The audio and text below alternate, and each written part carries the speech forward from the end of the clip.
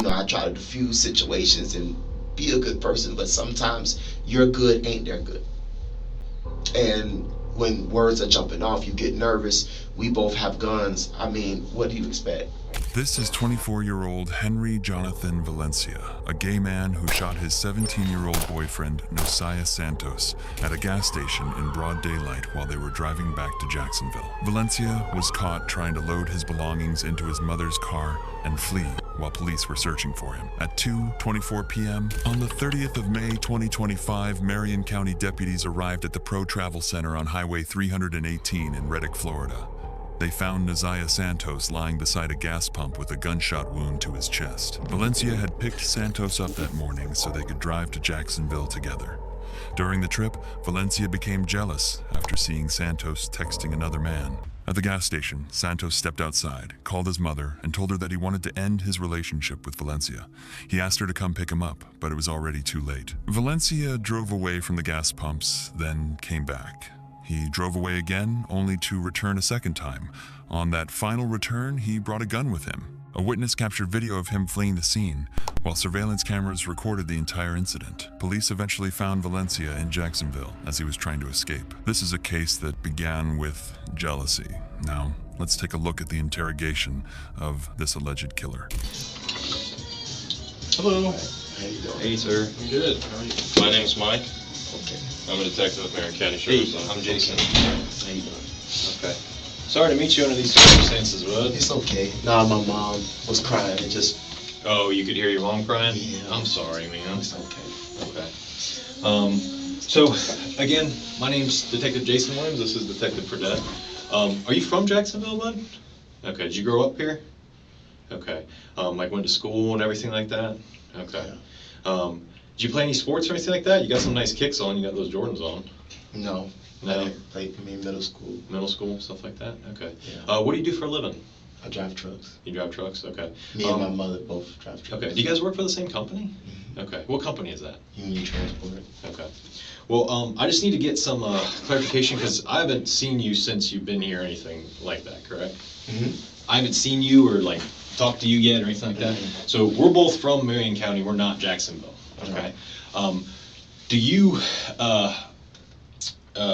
So it looks like is your first name Henry, but you go by Jonathan? Yeah. Well, your mom mentioned to me that she calls you Jonathan, but does everyone else call you Henry? I'm just wondering. No, people call me Jonathan. Okay, so you mainly go by your middle name. Right. Okay, no problem. Why was she crying? What's that? Why was my mom crying? Oh, she was upset. About? I'm not sure. We left the room as she started crying. I think she's just stressed out about. Well, it also sounds like she's kind of been up. Like she worked late, and then she came and helped your dad and did everything and didn't get a lot of sleep and like kind of fell asleep on the couch and stuff. Yeah, my dad and my mom aren't together right now. Oh, they're not together right now? They haven't been together for a few years. Okay.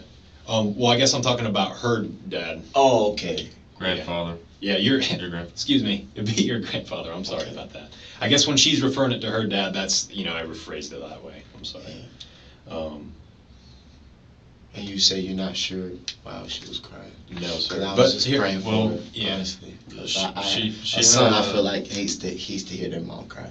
Well, I feel like that's the worst. She said she had a lot of anxiety about being brought here, and Yeah. it's just the stress of being in this building Yeah. was a lot for her. Yeah. And so, but we were mainly just trying to learn about you because we never met you before. She said you were a preacher. I used to be. All right. She mentioned that she sang too as well. I used to. Yeah. Okay. And you guys did an album together. Mm-hmm. Yeah. Yeah. This is a Christian album? Mm-hmm. Okay, cool. You hit the high notes? No. No? You're more of a low singer? I was a kid. Okay. So it was like when you were a lot younger then? Yeah, it wasn't really for the sound. It was just, to the glory of the Lord. I gotcha. Yeah. Okay. Did that stuff hurt at all? Your teeth? No. No? No. Well, how did they do that? They just mold it. They just mold it? Do you have to like bite into something and then they mold it around? Okay. What is it just all gold? Your whole mouth? Yeah. Okay. And the reason why I mention that is because as I'm talking to you, I see it. So Mhm. I just have to say it. Okay. Let me just confirm your information here real quick. Okay. I believe I have it, but Henry. Okay. How do you spell your middle name? Jonathan, Jonathan. A-N, not O-N? Jonathan. Okay. And then Valencia? Valencia. Okay. And what's a good address for you, sir? Well, I'll call you Jonathan, okay? Because that's the way your mom's been describing you, okay? Jonathan. So, like I said, we're not from Jacksonville here. We're a separate law enforcement agency, but we have our own policies and procedures that we have to follow, okay? We just sat there and talked to your mom. You know, you mentioned that you heard her crying, but when we were talking to your mom, she basically told us about you and that, you know, she had mentioned some stuff that, you know, she knew that she wanted to come in and talk to us, okay? But we're not Jacksonville. We don't do things the way that they do. That doesn't mean that they do things wrong or that we do things right, but we, like I said, we have our own policies and procedures, okay? So before I can talk to you, I need to read you your rights. Does that make sense? Right. Okay. Get it out here.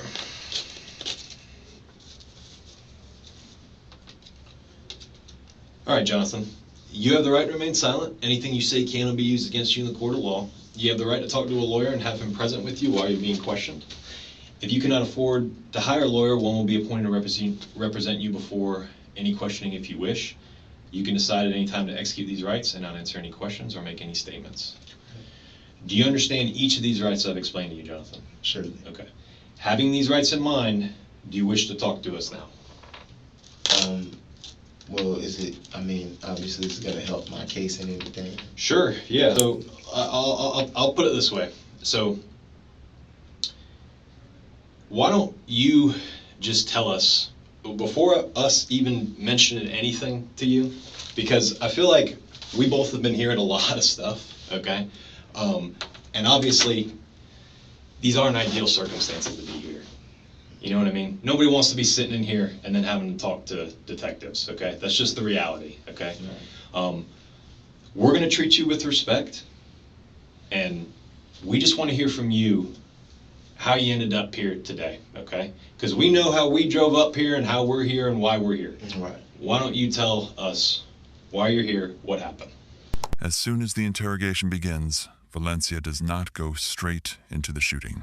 Instead, he starts by talking about his job, his life, and the pressures he had been dealing with, gradually presenting himself as an ordinary man who simply wanted to stay away from trouble. But inside an interrogation room, every detail he gives can become another piece of the puzzle.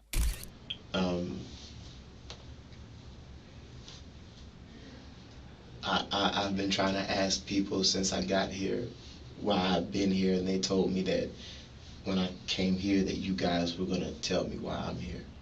Okay. I've been asking since. Well, why don't you walk us through your day? What time did you get up this morning? Well, I didn't get any sleep. I worked all through the night, and I went straight to the gym. Okay. What gym? At Planet Fitness. What time was that at? I say about, I got off work and then went to the gym around something in the morning. I know I left about, not sure, about 8, maybe 7:30, 10, maybe, I'm not sure. When's the last time you got some sleep? It's been a minute. I don't know. Okay. So, what time did you go to work? Work about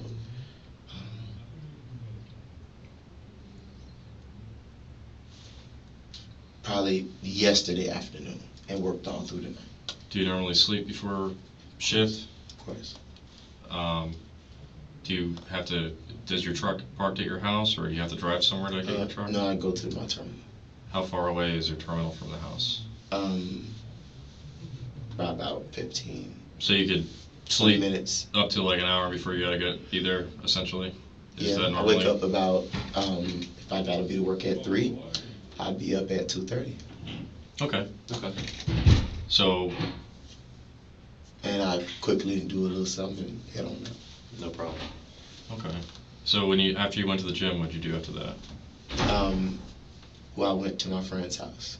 and we all were chilling and doing whatever. Everybody was having a good time over there. Okay. What friend's house did you go to? Nosiah. Nosiah? Mm-hmm. You know his last name? Santos. Okay. Yeah. Who is he to you? Just a friend. Okay. Yeah. I just went to a friend's house. I know his people, and everything like that. How many people were there? A lot. The mom, stepdad, brother. I think the brother was there. Sister, maybe the other sister, the kids, and then some other guys coming for tattoos. Okay. Was it like a family gathering or like a party or? I guess it was just everybody just hanging out. Okay. Where does he live? In Ocala. Oh, no, okay. Nosiah lives in Ocala. Okay. And then after, how long were you there for about? For a minute. Do you know about till what time? Maybe an hour or more or whatever like that. Okay. And then obviously you left there at some point because you ended up in Jacksonville. So after you left there, what happened after that? Well, I don't want to go too much in detail because you know how the law is. Well, It ain't nothing to play with. I'll tell you this, and this is what I tell everybody.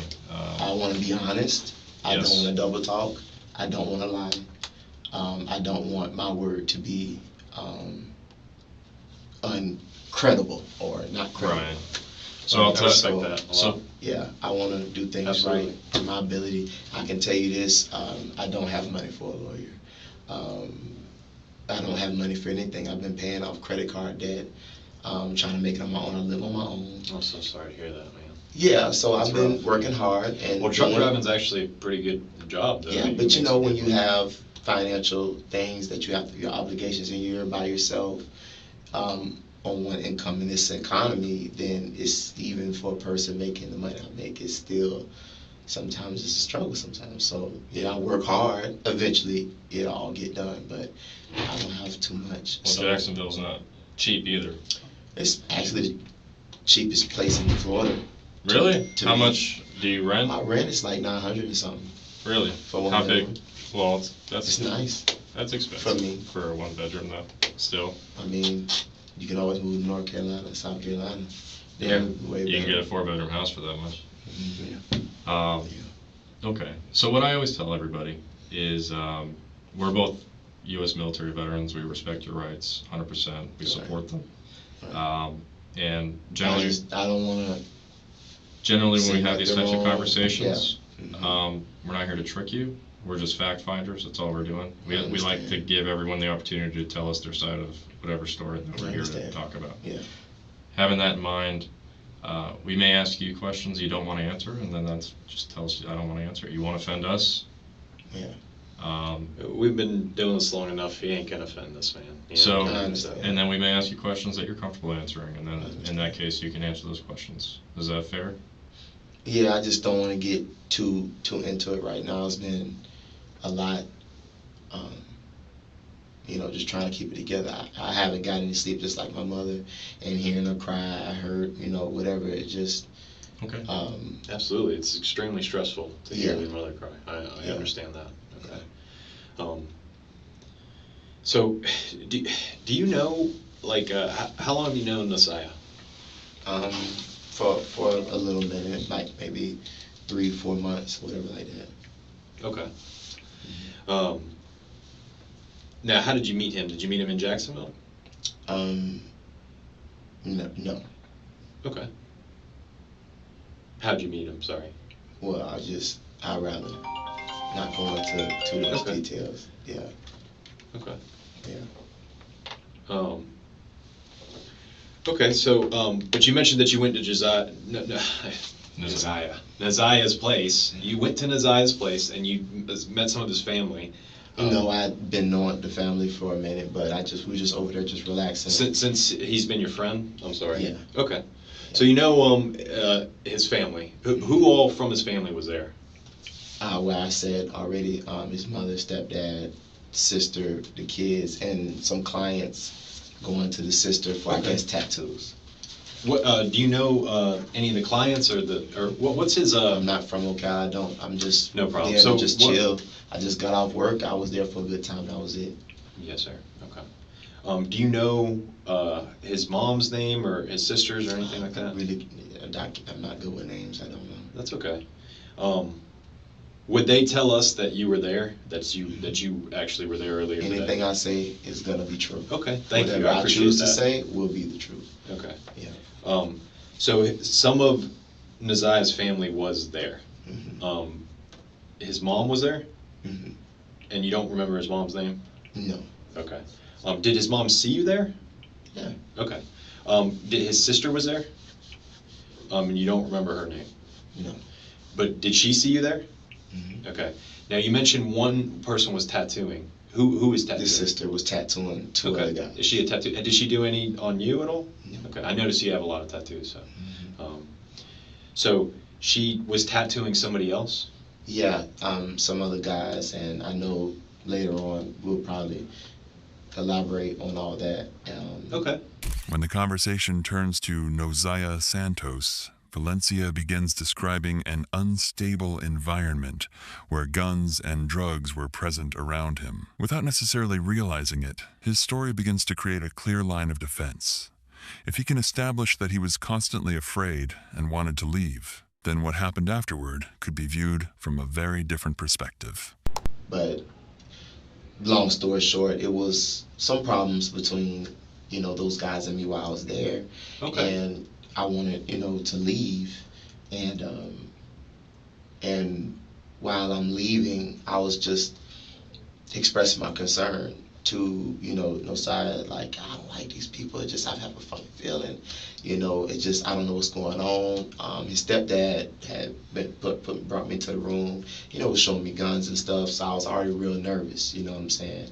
And, I carry, he carries. And it's a Jonathan, difficult thing. I'm so sorry, and Mhm. I don't mean to interrupt you or be rude or anything like Mhm. that. It's just sometimes I may cut you off just for slight To get clarifications. So when you mention his stepdad, whose stepdad are you talking about? Are you talking about one of that the is people you're having a him. problem That's- with? Or No, that's his stepdad.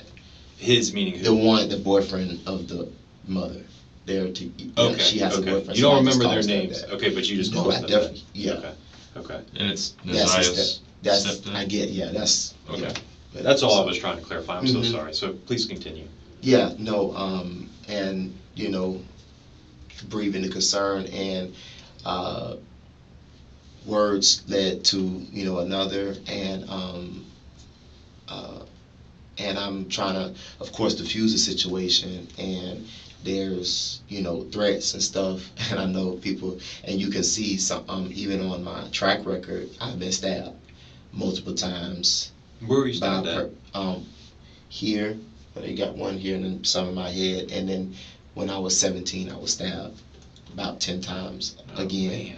Man. So just off my appearance, you'll assume that I was, and even the police officers that day assumed I was, maybe the aggressor or whatever, and I was telling them, no, I'm literally stabbed. Yeah, you were And stabbed. they're like, okay, we see, that you're stabbed. Give us a name or whatever. So I'm a hard worker, and I came there honestly, genuinely.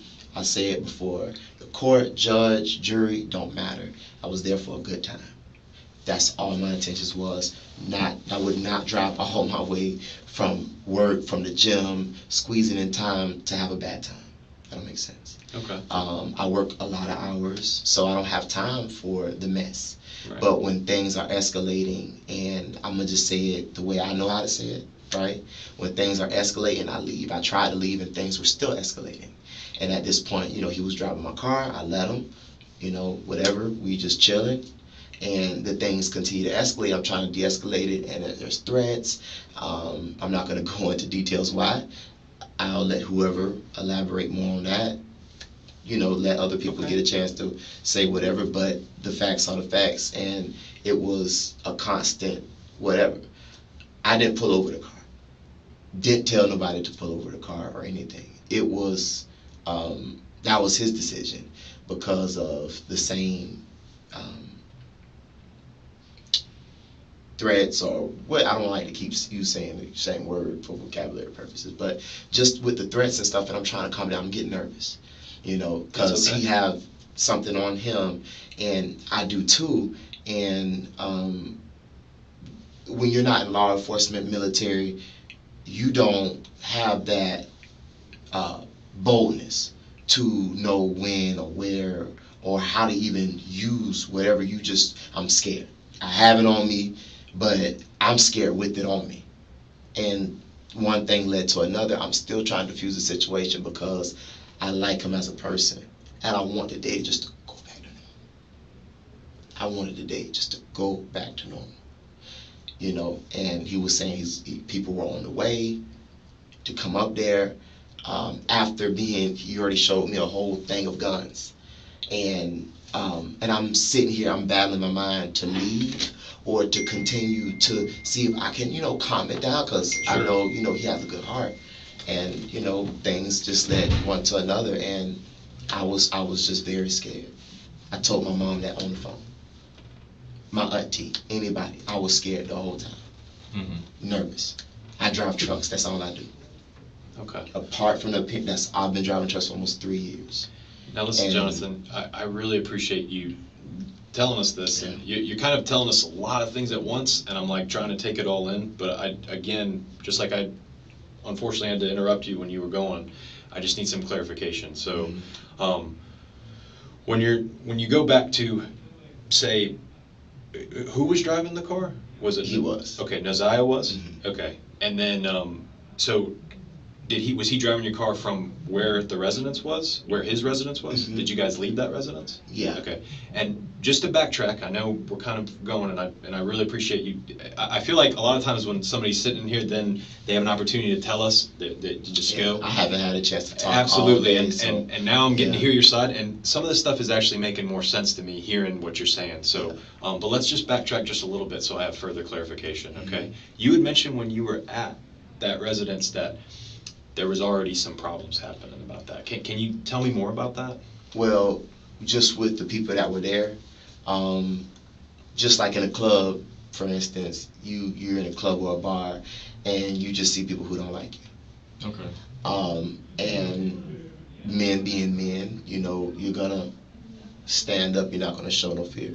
You're gonna, and things just escalate. And I chose to leave from the residence because of those people there. Understand. Because I'm trying to protect my whole life. Not Nosiah, you're talking about other people at the Those residence. people that were there, yes. Gotcha. And you mentioned... And I'm pretty sure, that he knows them longer than he knows me. So that loyalty is going to be tied more to them than to me. I'm just the new friend in the picture. Mm-hmm. But they've been knowing him, and whatever they doing, whatever, I'm just here to have a good time.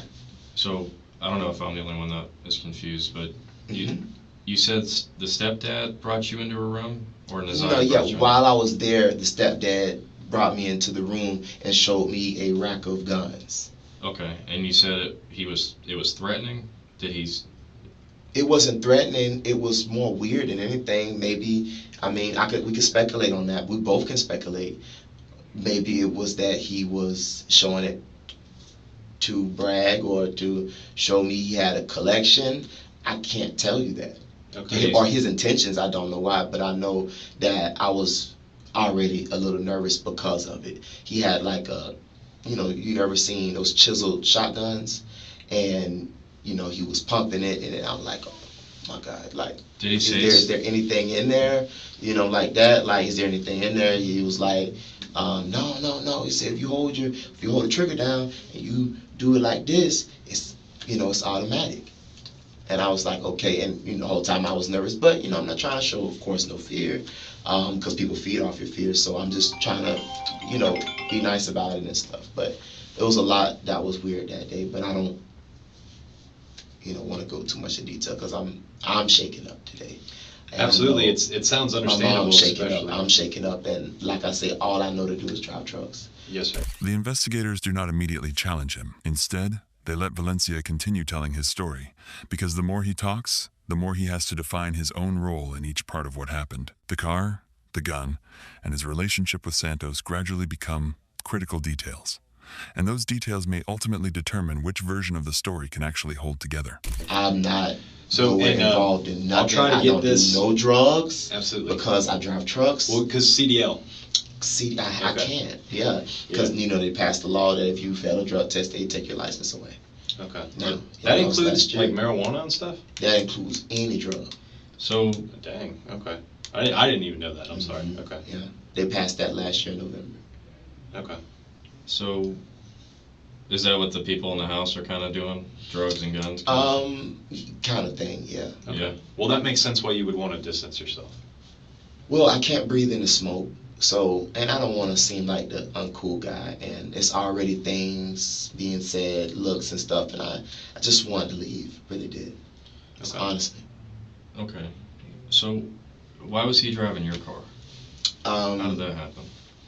Just because, I just wanted him to drive, maybe so that, person can have trust in you or whatever, like, you could drive, like, good. Want to just somehow brighten the day up a little bit, because I'm already, having to leave, and I'm already nervous. So I'm like, you just drive, Okay.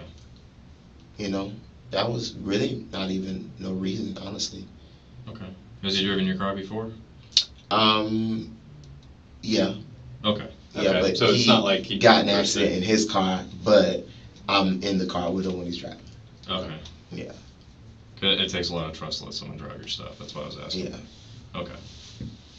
And were you guys fighting, or it was the people in the house, right? Well, it was confrontation there, and as we're leaving, I'm thinking that I can vent to him, and it sparked up an argument, and I'm talking about, and me, I always, and God knows my heart. No one else has to know it, but God does. I always try to be, realer than the rest. People and how people function, people just do the bare minimum, But I always like to go above and beyond. Like, I want to tell you things that I want to save you from yourself. Like, man, you seen that? Like, I just was pointing things out to him, and I don't think he was understanding that I was coming out of a good heart. Like, bro, they're smoking in the house. That's not right. You said he's on probation? Yes, and I'm saying, Okay. that's not right that they do that. I'm just going through things, and that's his family, and the whole time I'm offending him while I'm trying to be real. Okay. Yeah, you're trying to be a good friend, it sounds like. Yeah. Why did he decide to leave with you? Because I was getting having quarrels, I guess, with the other people, and we just wanted to just separate ourselves from that. Okay. Because I don't know them, I was there for him. Did an argument ensue between you and the people that were there? Before it could get to that level, I was already leaving. So you stepped away after Yeah. that. Okay. Okay. Do you remember what time that was around when you left? Was it in the morning? Was it in the afternoon? I haven't had no rest. I drove through the night. I can't really tell you, but That's okay. Around what you're saying, yes. Okay. Now you had mentioned that you had gone there to have a good time. Did he invite you there to come and spend time with him? Okay. Now you guys left together in that vehicle, and it sounds like he was driving the car. Tell me more about that. What happened? So it was basically, like I told you, I'm just talking about You're things expressing how you feel. about the household, and Yeah. I wasn't raised like that. My mom and my dad, I was raised in a good home, so, and I was raised kind of like in the hood, but the way that they live and the things that he was telling me is just, it was kind of weird, because why would you tell me things about your family, and I'm kind of diving deeper into what you're saying, and then you turn around and get mad at me. Okay, so he didn't receive how you felt. So my thing is, well, why would you tell me about those things in the first place if when I give an opinion, it's going to ensue, Mm-hmm. And one thing led to another, where it's just heating up when I'm trying to calm it down, and I'm just trying to talk about what happened. I'm just trying to elaborate. Like, I don't like those people. I don't want to be around them, and it's just, the argument is just going on and on and on and on. While And you're I'm driving. I'm trying to find a solution to it. Okay. And, How was and he also receiving too, I cooperated with the state a while ago because of something that was going on, and I've had a lot of backlash about that. People pulling guns and things that I've already been through. Like I said, I've been stabbed 2 times. My car has been shot up, and because I cooperated people call it snitching or whatever. Mm-hmm. I have people still currently, I guess looking for me or whatever, and life hasn't been easy, and I just try to move forward, and I try to diffuse situations and be a good person, but sometimes your good ain't their good, and when words are jumping off, you get nervous. We both have guns. I mean, what do you expect? Valencia admits that both men had access to guns, and this is a particularly important detail.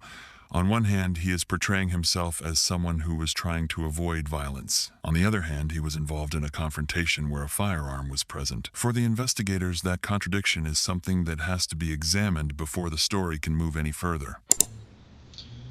You mentioned he chose to pull the car over. Yes. And the whole time I'm nervous. Where was that? At the gas station. Okay. And are you familiar with that gas station? Have you been there before? No. Okay. Do you remember? I didn't want him to pull the car over. I didn't. I wasn't even driving. I did not want him to pull the car over. Anything. I was just let's go home. I'm begging him. I got on my knees. To go back to your house, or? To let's just go back to having a good time. So what happened when? And I should have learned because of my last case. And you can go into that. It's on record. It's already dismissed. And the same thing. Hang with the wrong crowd of people. Yes, everything was good. They whatever with that case, and I got it sealed and stuff like that. And y'all don't understand. It's just it's really a hurt for me. Mm-hmm. And I've cried so many tears. It's like I can't even cry no more because the work that I've put in to get where I'm at is crazy. And no, just grinding the legal way. No, nothing, just working. And sometimes, you don't, when I was talking to the officer, I mean, he didn't want to talk too much because he wanted me to talk to you guys. And I was telling him, a young man sometimes doesn't want to just talk to mama and grandma. You want to have friends. You want to be around people. You want to be loved. Mom's love is wonderful, but you've been with mom all your life. Grandma, same way. You want to find love and get love from other people. And especially, I have no connection to my dad or my dad's side. I'm just left with my mom's side, and my mom's side is racist. I'm biracial, so you're just out here looking for it, and you just finding the wrong. And I should have learned from the last time. Just let God bring people to you. Mm-hmm. Don't chase friends or whatever.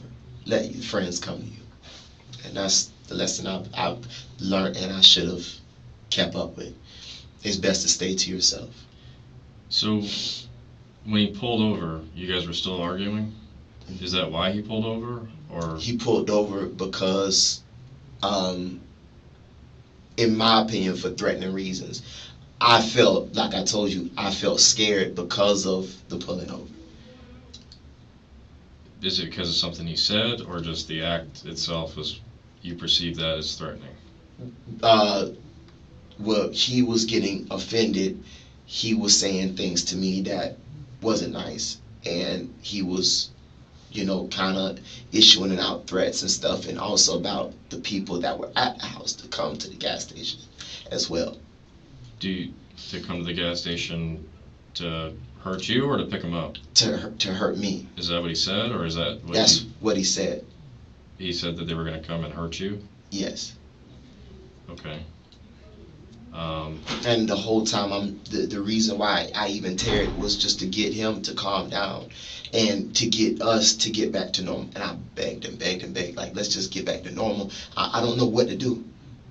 I don't want to leave because I don't really, just mom and grandma. I want to, keep the day, going and stuff, and that was really it.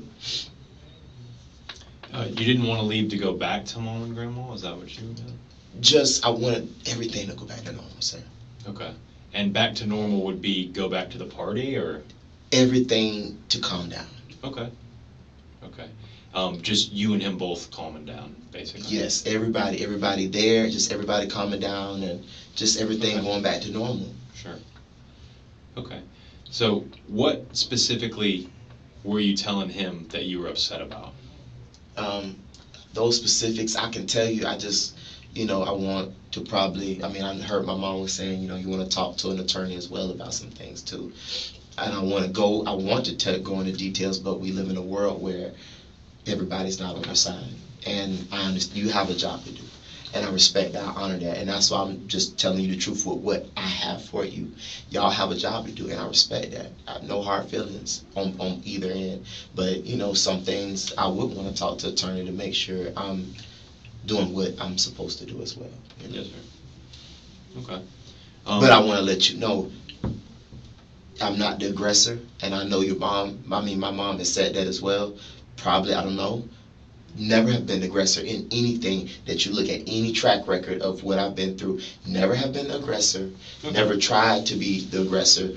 Only trying to defend myself in my own life. So, I know you mentioned you wanted to talk to a lawyer before you said anything specific.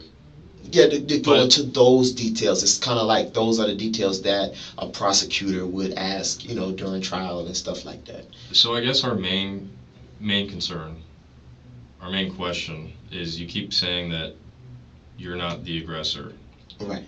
Correct. Can you help us understand that better? Yeah, why do you want us to know that and understand that? Because I guess we need to understand. I feel like that's common sense. Well, I know, but we need to understand kind of what that means. Like, when you say, what are the circumstances that you're talking about when you say you weren't the aggressor? The circumstances are, and some of the things, I was explaining, and I just go back to some of the things I was already explaining, and you can pull it back up on whatever recording or whatever, the things I've previously said. Right, you said that the whole time I was nervous, and it was slow, constant build up, and you don't know when the balloon's going to pop. Right. So we don't want to speculate. Mm-hmm. So that's why we're trying to ask you from your point of view, kind of. I know what took place, because we don't understand kind of what was going on in your head, and we don't understand what's going on in his head at the time, because we weren't there. So we're trying to understand. You're saying that you weren't the aggressor. Trying to defuse the situation. I never made no threats for nothing to anybody. Okay. And so when you say that, what do you just the argument? Even in the argument, I was still trying to calm everything down. Right. Begging that I'm making myself into, I guess a woman, instead of using bad language. Making myself less of a man to try to see if things can even out, because I have no pride. It's really no pride in me. I don't care if you want to win the argument, cool. I just want things to get back to normal. At the end of the day, you're driving my car and this is going on. I didn't think it was going to go on. I'm thinking I'm leaving a situation and able to talk to my friend about things that were going on, right, and things that I feel wasn't right. And it led into more things, and I should have known, because he's known all of them longer than than he's known me. So was he on the phone? Kind of help me understand that. You said he was going to contact these people, or he did contact these people? He contacted, from my point of view, he contacted them, and was telling them where he was at, and that's mainly in your presence. You guys are still in the car when he's making this phone call? Yeah. Okay. Do you remember specifically what he said to them? we could talk about that more in another. I mean, like you said, At another time. Yeah, we don't want to. Okay. I guess maybe what would help me understand it better, Jonathan, is explain to me how you weren't the aggressor. Because at the end of the day, I mean, you seem like that's something that's important for us to know. How are you not the aggressor? I know you said that you were trying to keep things and keep them normal, and you just wanted things to go back to normal, and you kind of wanted this argument to end with Nosiah. Yeah. Explain to me what you mean by I feel like you weren't the aggressor. It's like a sword almost, because I want to leave, but I want things to also go back to normal, and I'm trying to get things to go back to normal as well. And that's where Let me try to. I feel like Let me try to put it. I feel as though I'm not the aggressor, because I was trying to leave, but I also wanted us to. I'm gonna tell you right now, just the way you're describing that, it sounds like you're not the aggressor, just the way you're saying that, okay? But do you understand, like, you need to elaborate on how you're not the aggressor. Right. Does that make sense? Can I give you an example that kind of we deal with? No, I understand. Okay. I want to, but I want to also leave things, because my mom told me, you want to leave things. You don't for want to the be too attorney. So specific. I want to Right. leave some things for the Okay. attorney. When the car stops at the gas station, the story reaches its most important moment. Valencia insists that he did not want to stop and that he tried to convince Santos to keep driving. But if that is true, what caused the situation to change so dramatically just minutes later? That is the gap the investigators now need to fill. That's all. Gotcha. But I understand what you're saying, and I want to tell you everything. If it was a perfect world, I'd tell you everything right now. So, I promise. say, when we do any kind of investigation of some kind of altercation between two or more people, we like to talk to everybody obviously involved to understand. For example, we work a domestic violence incident and the female ends up getting injuries and the male doesn't, right? And both people decide not to talk to us. We're kind of forced to speculate based on what we're seeing alone. Yeah, I understand. To how that understand process what happened. works. Yeah. But when we look at the bigger picture, it's possible that the person with injuries wasn't the aggressor, but we weren't there. So if that person doesn't explain to us how they weren't, we don't know. Right. And so we're kind of backed into a corner where we're having to assess a situation with what we have, which is the physical evidence, because we don't understand the whole context of what actually occurred. Right. So that's kind of what we're trying to do now, and that's what we're trying to give you an opportunity to explain is, you say you're not the aggressor, and I believe you, but we don't really know what that means. We know what the word aggressor means, but we don't understand how it fits into this context. Does that make sense? I understand. So, like I told you before, we may ask you questions that you're not comfortable answering, and all you gotta say is, I'm not comfortable answering that question, and we'll move on. But what are you comfortable telling us? I feel like I have told you a lot, and what I did say was the truth, and I want to keep it that way. I don't want to say anything that's not the truth. I feel like that is respect. So, in absolutely. It's just telling the truth, honestly. If we give you a few minutes to maybe think about... I don't have to think about anything. Okay, I just didn't know if you don't wanted to want to say formulate... anything right now. Okay. Regarding specific details that, that you have mentioned. Going into those real nitty-gritty specific details that would come up in a trial, or those real points that would prove any case. And I'm pretty familiar with it. I mean, it's common sense, I believe, in my head. Well, we explain things the way we do because it's not common sense for most people. But I have a good. I feel like I have so a good. I can tell you're not a dumb guy, and I certainly don't think you are. But the reason we break things down is to make sure that it's clear. You have a job to do as well. Well, it's also to help us understand too, and to make sure we're on the right track, because we don't want to speculate and we don't want to put words in your mouth. So if we might sound dumb sometimes when we ask questions that seem kind of redundant, but it's just because we want to make sure we understand. And also too, while we're talking, Where did my mom go? Because I know the police officer was saying that I would be able to talk to my mom briefly. Okay, yeah, I'm not sure where she went right now. I'm sure we could find that out for you before we leave. That's not a problem. Okay. Your mother was very respectful with us, and Yeah, I she know was she very was forthcoming. Very hurt as well. And it sounded like she really wanted you to do the right thing from what we gathered from her. course. So That's true. That's how she is. That's who yeah. she is. So just going back to what we were talking about with Nosiah, okay? For clarification from me, were you in a relationship with him at all? That's something else I don't want to. Okay, and that's okay. That's your business. You don't have to tell me. I'm asking that because someone had mentioned that, but if we don't want to discuss that, that's fine, okay? Were any of the people at this party that you were at, did any of them threaten you with a firearm or anything like that? Oh, I thought you was gonna ask another question, but Okay. no. Maybe if I would have. Now I know Stepdad was showing the firearm. Okay. Yeah, but Okay. And now I know you mentioned that you also carry a I firearm. feel like almost everybody in there carried. Okay.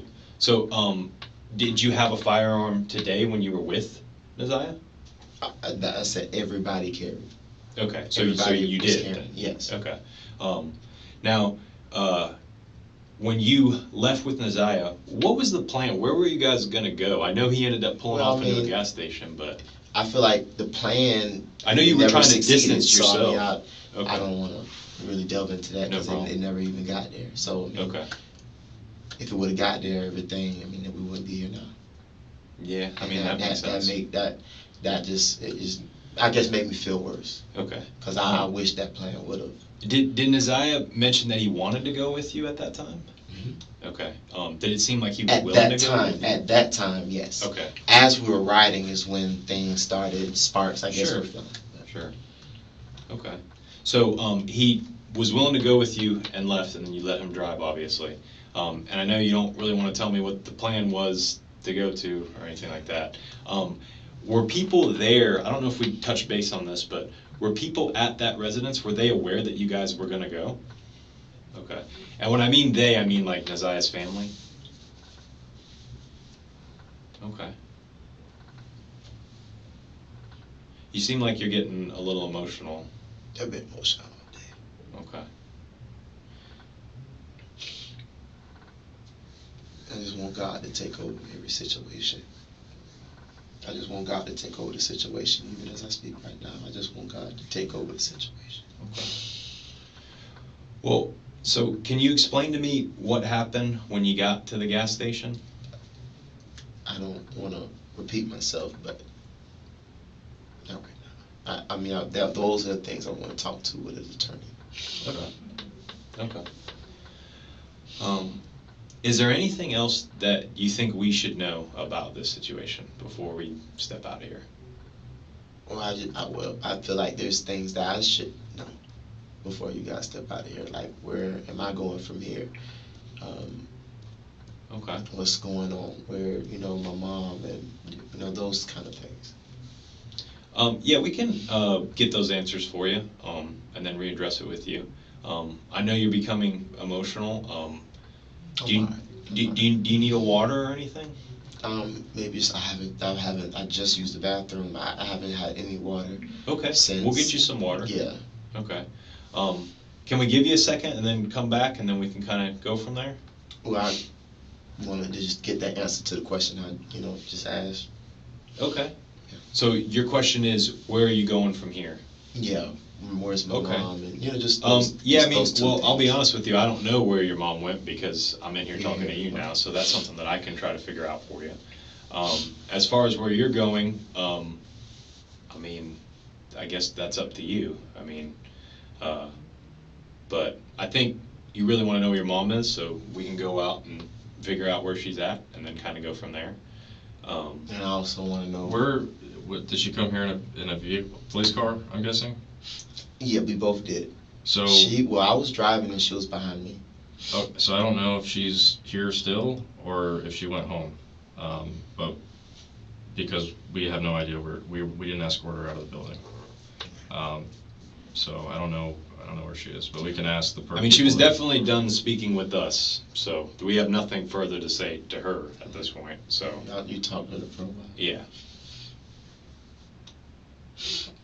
Okay, I mean, we can try to ask somebody and go from there, get you a water. You know what I'm saying? Like, and also too, where am I going from here as well? Yeah, I mean, it's, at this point, you know, I don't think there's anything further for us to ask you. You know what I'm saying? Like, where am I going from here? Is what Okay. I'm saying. Yeah, I mean, we're not placing you under arrest or anything right now, if that's what your concern is. Yeah. We're basically, you know, obviously trying to get your side of the story. It sounds like, you know, there's details you don't want to share with us, but that's something that we'll address at a later date. Yeah. Why don't I get you some water? And then Well, I'll say, well, let me ask the question. Sure, Am I sure, being go ahead. placed under arrest today? Not right now. Yeah. I just We're straight shooters if that was gonna happen.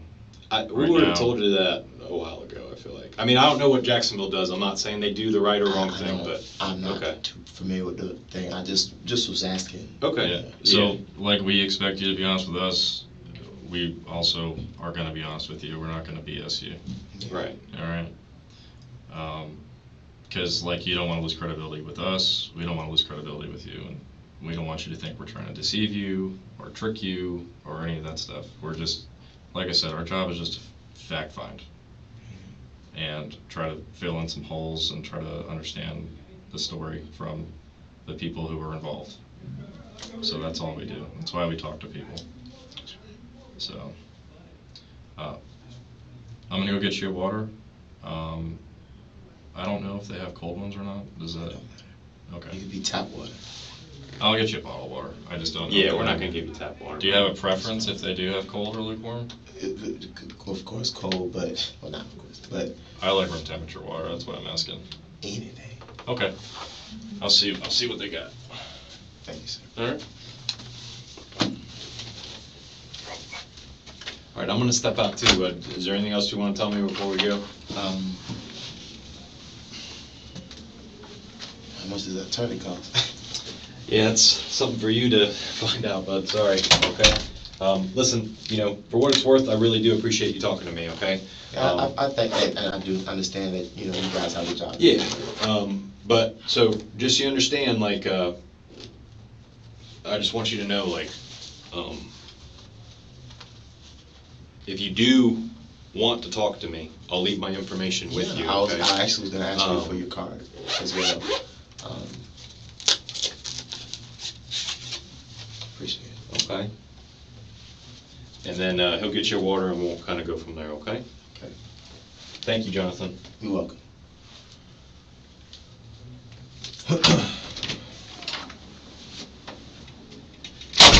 As the interrogation gets closer to the shooting, Valencia becomes more careful about what he is willing to reveal. Certain details are limited, avoided, or shifted toward legal concerns. And for the investigators, this is where they have to distinguish between someone who genuinely cannot remember and someone who is carefully choosing exactly what he wants to say.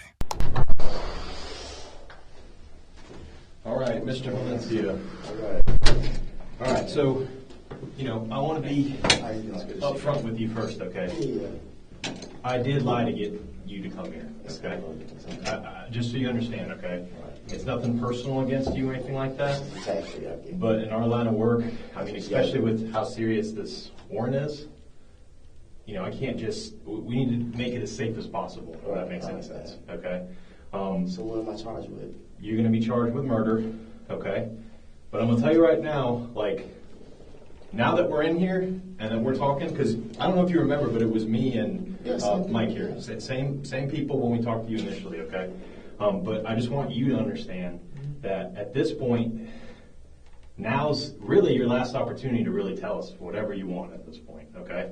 Because when we were talking to you initially, you know, when you didn't talk to us, we had to go off of the evidence that we had, not your personal statement, okay? We didn't really get that from you because there were details you didn't want to talk about, specifically about the incident, okay? And we've already gathered, plenty of evidence at this point, but it's now going to be your opportunity to explain to us what happened, okay? Now, I thought you were going to be a little bit more upset when I came in here, okay, and you aren't that way, and I appreciate that. It's just out of state of shock. Yeah, okay. Just to be fair. Yeah, no problem. Yeah. But so here's what we're going to do. I'm going to read you these rights, okay? Sure. And then when you understand them, I'm going to have you initial them, okay? Do you have any questions or anything like that before we get started? It was the same type of situation we had when we were up in Jacksonville, more or less. Okay? All right, so you have the right to remain silent. Anything you say can be used against you in the court of law. You have the right to talk to a lawyer and have him present with you while you're being questioned. If you cannot afford to hire a lawyer, one will be appointed to represent you before any questioning if you wish. You can decide at any time to exercise these rights and not answer any questions or make any statements. Do you understand each of these rights I've explained to you, sir? Yes, sir. Okay. Can I have your initial right here?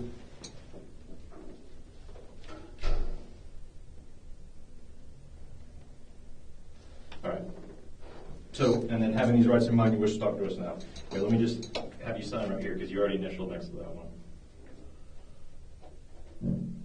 And then can you print your name, please? I know it's kind of hard to write on the folder, but... I can give you my notebook if you like. That's okay. Make it out there.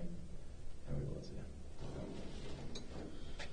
All right, so time is 2:56.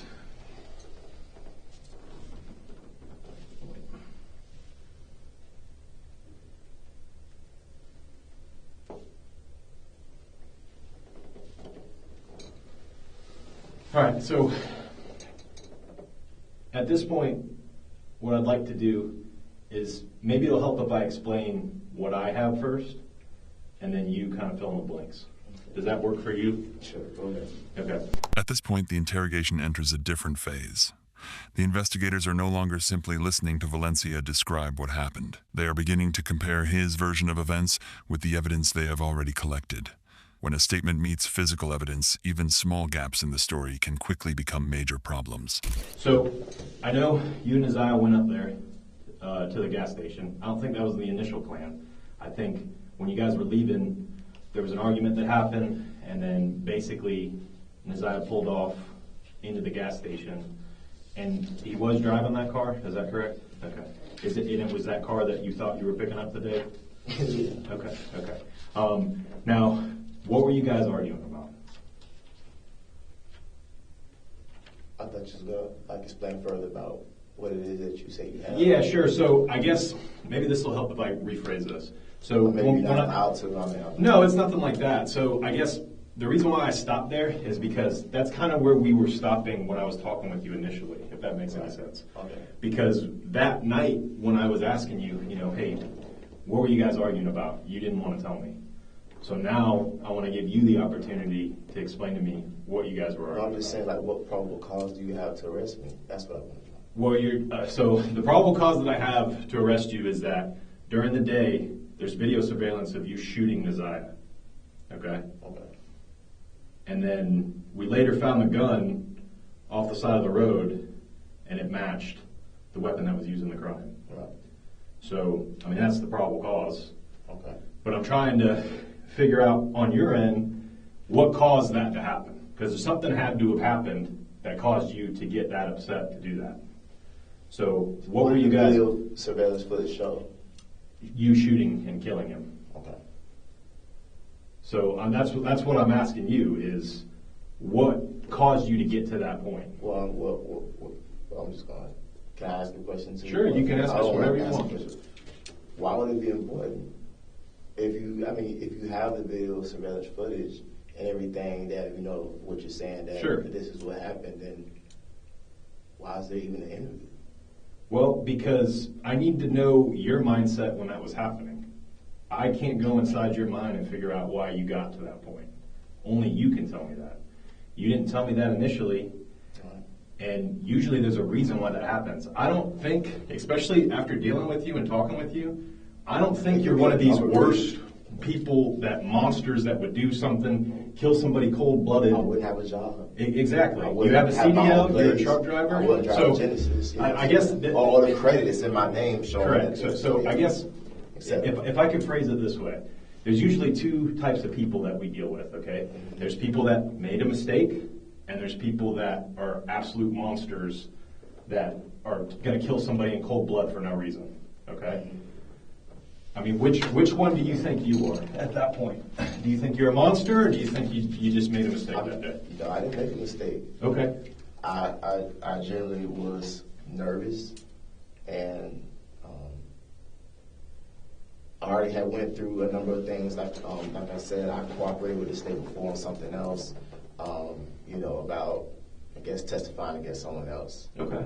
And I had a gun kind of like somewhat pulled on me in front of the corner store at whatever.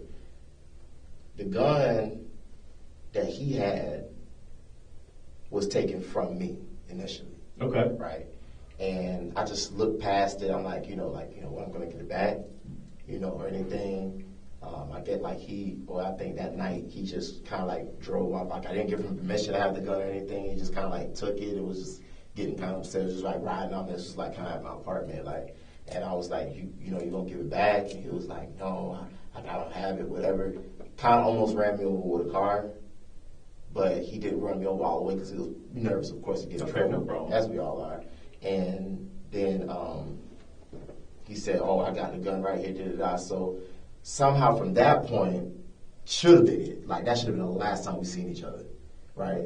Then, fast forward, it's kind of like talking, like, making things right. I'm so sorry to interrupt you, and I'm going to let you explain, but I guess, how recent was that? Was that like... okay. From the point where he passed away to the point where I met him was about 2 to 3 months. I don't know him that well. Okay, so it was like 2 to 3 months, okay. That I've known him, okay. You know what I'm saying? Okay. Basically, the argument was about that. The argument, like I said before, was previously about what was going on in the house. I already was nervous. I was already... Excuse me. Do you want water? No, Okay. I smoke. Okay.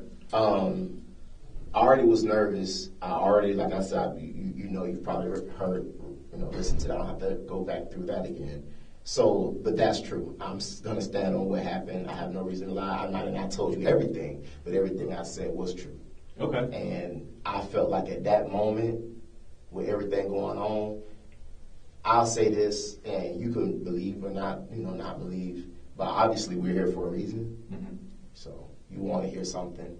And I wanted to tell you this that day, but if he did what he did to me, to one of those people that just detained me or arrested me, okay, he would have been shot. He would have been shot?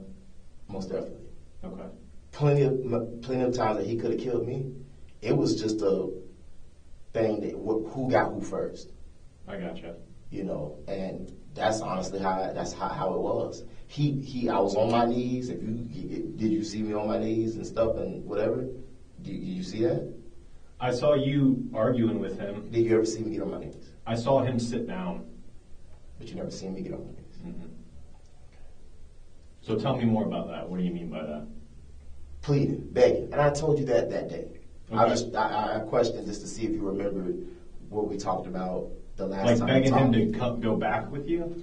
Begging everything to stop. Okay, begging everything to stop. Yes. Okay. Or the way you phrased it in the past was going back to normal. Like, yeah. Yeah, okay. But that's a part of it, though, because that was the initial plan. Okay. And that was it. Okay. So when you were begging him to go back to normal, where did you go down on your knees? Like in... Well, I think at one point I was on one knee and both knees, and then... Okay. Was he already sitting down at that point, or...? I'm not sure. It all happened so quick. I'm not sure if he sat down or not. Okay. Well, maybe this will help too, because you mentioned that he had a firearm that he took from you, and then you were kind of basing that specific scenario on what happened just previously, and if he would have done that, he would have gotten shot. No. I'm talking about the day.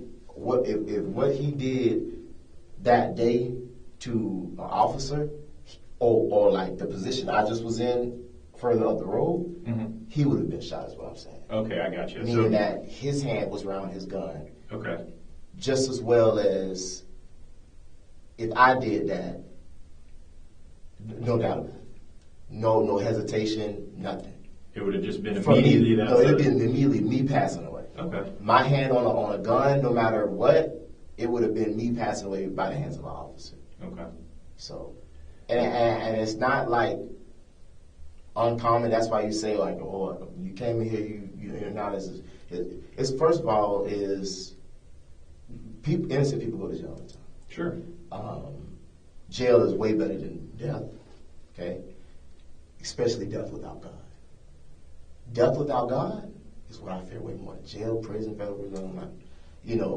Dying without God is my ultimate fear. Jail, prison is nothing. My brother was an officer, sentenced to 24 years in prison, federal prison in Illinois. He was a policeman, doing the same job you were doing. He was a detective. Mm-hmm. You know what I'm saying? And nobody's above the law. Right. So it's like I'm not that. I mean, I just so many things in my life that I've seen is just it doesn't like hit me as hard as maybe your average person. 'Cause I've just seen so much. I got you. But that's what I'm standing on. If he would have did the same thing like that day, or like I did what he did that day at the gas station here, it'd have been the same thing. I'm standing on the same thing. It's nothing. The situation didn't occur that long, so it's not a lot that I can tell you. Right. It Okay. happened like quick. You mean? Everything happened quick from the time we left in the car. The arguments, we're talking about several different factors. We're talking about the incident that happened at the house with just the weirdness of everything going on. And if you don't mind, let me just pause you real quick because You're trying to send him in. I'm just trying to understand like what you mean by it. So he took a fire. Do you know what firearm he took from you? Yeah, it was the 9, the two-tone pistol that was on him. What color was it? It was a two-tone. That's what we call it, like a two-tone pistol. Okay. Valencia is no longer simply recounting an argument. He is trying to reconstruct the entire sequence of events to show that he had been pushed to his limit. The investigators bring up surveillance video and the firearm that was recovered, turning the interrogation from a story controlled by the suspect into a direct confrontation with the evidence. But it was probably like a SIG 365 thing. Okay. But so that was one of your weapons that he stole from you? Yes. Okay. And do you know when that happened, or? I know you said like you've only known him for 2-3 months, but pinpoint it. But it was just not stole like he kicked my door and stole it. It's just you're in the house, you picked it up, and where you going? Oh man, I'm da da da. And I'm like, what? I'm like, you said you have my gun or something? Cause see me, I'm real quick. I don't slip.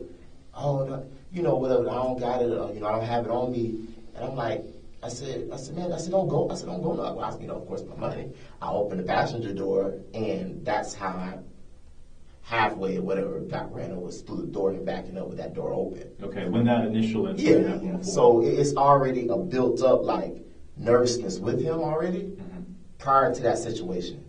And being that he has something on him, see, I'm old school. I'd rather go around the building, get it out, you win, I win. Okay. Yeah, no guns involved. No. Yeah. No. But when a man carries a gun, it changes the whole dynamics of how a man can handle a situation. Okay. Now, you might could say, oh, I could have, why didn't you leave? I had an opportunity to leave. I came back for the same reason why I was on my knees crying. It's just all the same thing. It's nothing like too complex, especially with the mind of a human. Right. There's nothing complex with it. Okay. We're all the same people. We all do the same different things. We all think about the same things, no matter your disposition, the way you carry yourself, your personality, a little different, but we're all the same. Honestly, I really appreciate you being rational about that, because that is. But I felt threatened, and that's it. I mean, like you said, all the things that I've muscled up, the lifestyle I live. Sure. If you drug test me right now, you'll find no drugs. I drive trucks, so that means you wouldn't even want to waste your money on a drug test. Okay. Because I'm randomly tested from what the federal government or whatever regulates, guilty. Anyways, but what I'm saying is, I live a lifestyle. The Florida Department of Transportation. Yeah, FDOT. Yeah. I live a lifestyle that's out the way. But when people was making threats and having their hand around, their gun and stuff, you don't know what else to do. Now, I do know the law. I've read the Stand Your Ground law a few times, so I know what my rights are.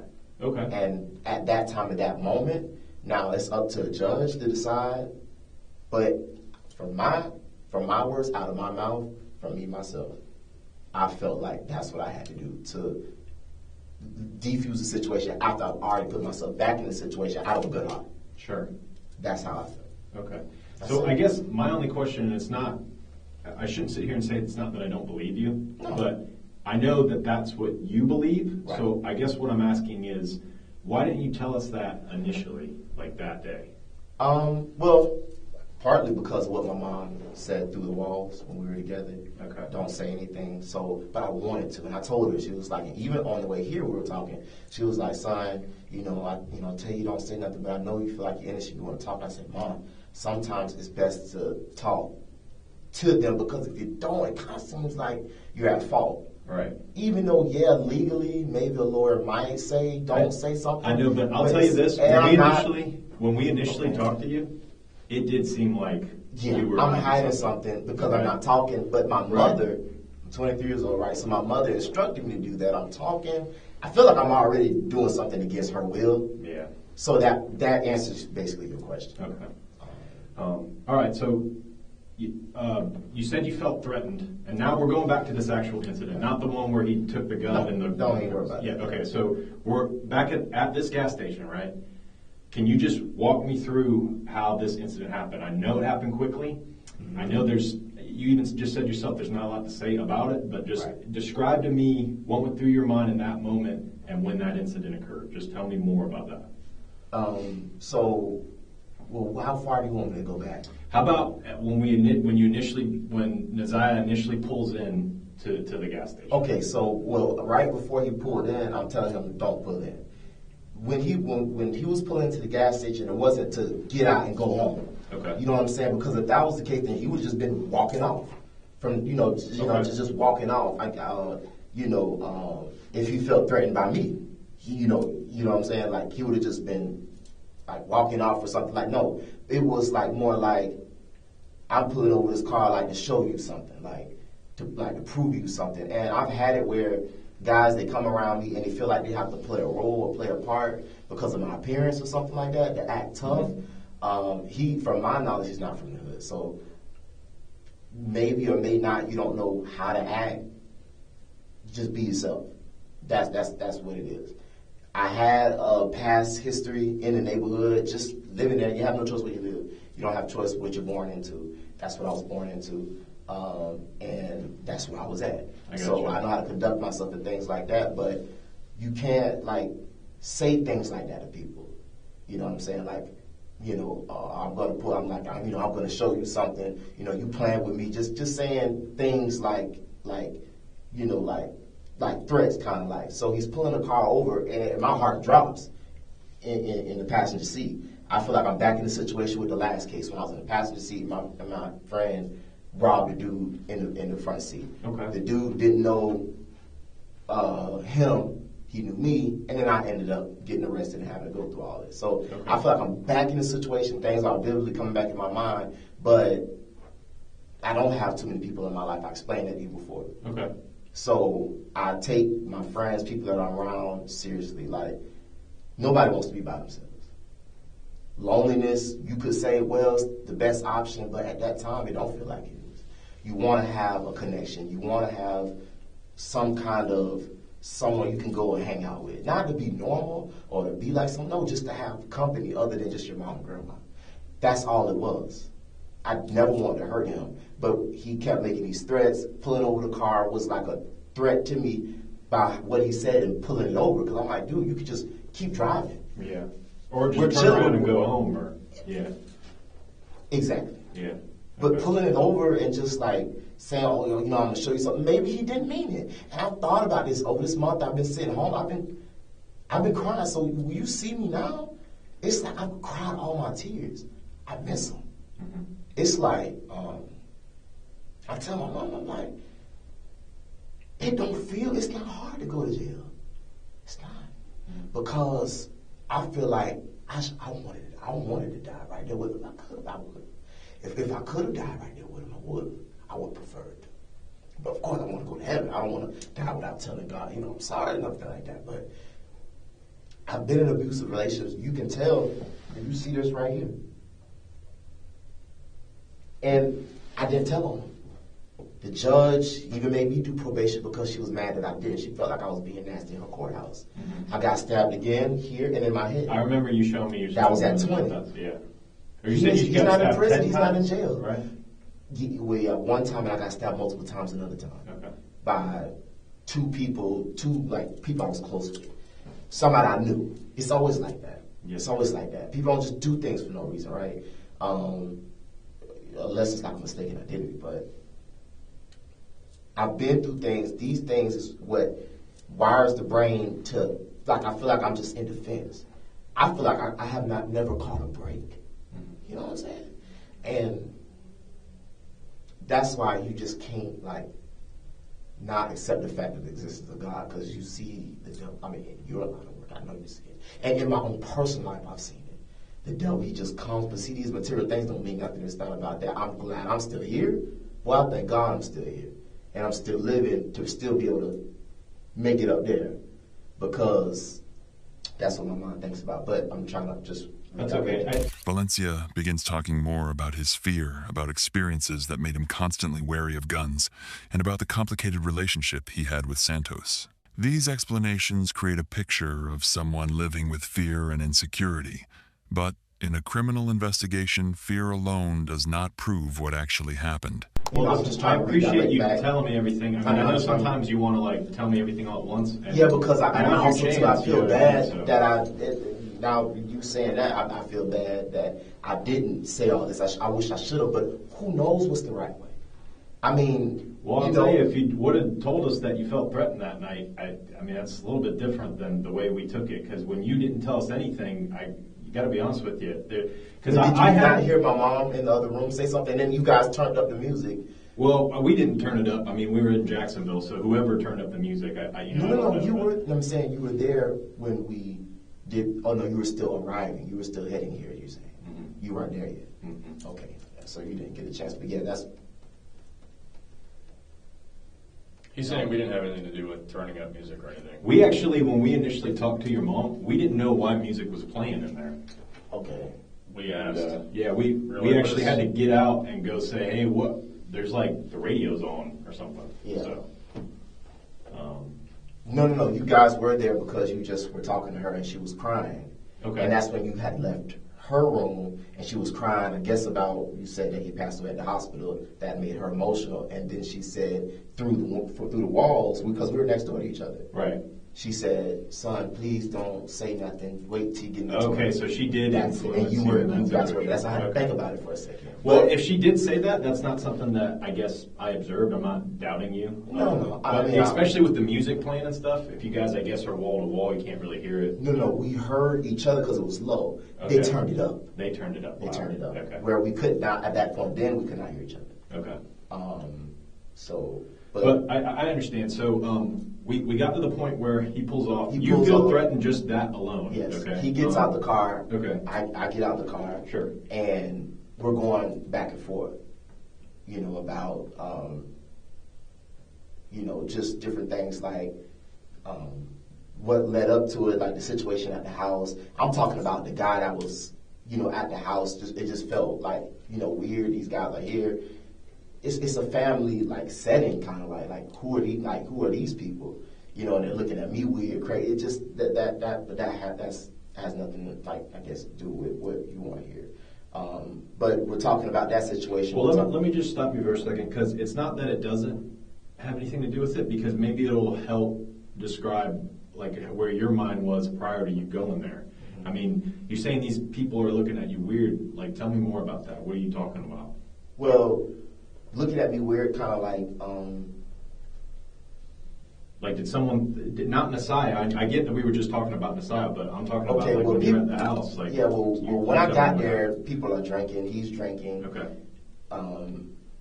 Everybody in the house, is drinking and stuff, so I'm walking into this and I see guys. Now, I've been to the house before, I've met his grandparents, family and everything, so these are guys I've never seen. They're looking at me weird, looking at me funny, and it don't feel right. Like, I don't feel right. I don't dislike it. I don't feel like safe or anything like that. I feel like they never really didn't like me like that. Why do you think that is?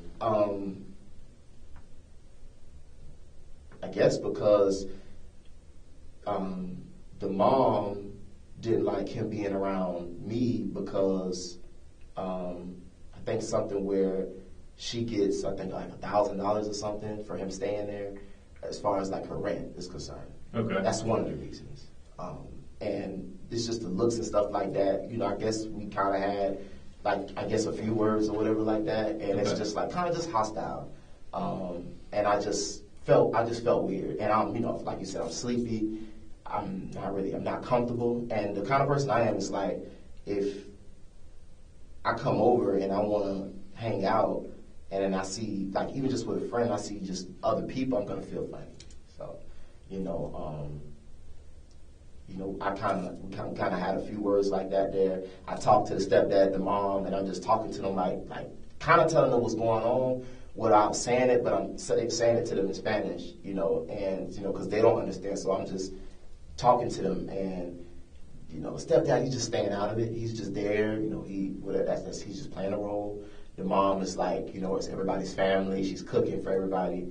And then I'm getting upset because it's like, you know, I don't like what's going on. I don't like what I see. I don't like what I'm experiencing. This ain't how the other times I've came over here. Nosiah sees that I'm bothered, and it's like, well, like, we already got plans. We don't have to stay here. We already stayed here long enough. We can just go. And like I said, just to diffuse the situation, I said, you know, it's all right. You can drop the car. Okay. And as we're on, were you drinking or anything at all then? No. Okay. No, I myself wasn't drinking. The bottle was damn near done. They didn't have nothing else. I probably would have. Okay. But they were already drinking. It was like it was a bunch of them in the house. So, okay. Do you remember what type of bottle or anything? I don't know. It was like a clear bottle, like maybe tequila. Okay. With a blue label on the front, but I didn't get to see like what it said on it. So maybe 1800 or something like that. Gut rut. Okay. You know, my grandma calls it. But, a gut rot? Is that gut rut. Oh, gut rot. Or gut rot. Okay. Gut rot. Gut rot. I got you. Okay.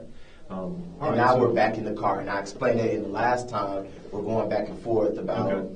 You know, all right, that makes a little bit more sense. I'll level with you though. Initially, the way you're describing that isn't kind of how I understood it the first time, if that makes any sense. Okay, I mean, and I get it that you were kind of, obviously your mom was in the next room crying and stuff. Now it's making more sense how you were influenced in that situation, but okay. So you guys leave that location, it's decided. On the highway, we're on the road, highway. What was the plan? I know the plan wasn't to pull off in the gas station. What was the plan again? To go back to the apartment, play the game, chill. He smoked weed. Okay. Of course, you know I can't. Okay. And just chill, go to the gym. Yeah. And just chill. He had probation, so it was gonna be slide him back home, probably go out somewhere, do something, go fishing, something. You know. Okay. Something of that sort. Trying to have fun, trying to look for fun, have fun, right? Get into something. You know. So now that was the plan. I don't like to assume things, but as you're traveling, there had to have been an argument that started for him to want to pull off, right? I mean, yes. You got it. Okay. So, what were you guys arguing about? Well, personal things, like things we've already, I guess you can say argued, talked about in the past that he didn't want to hear, like truth. Okay. Like, you know,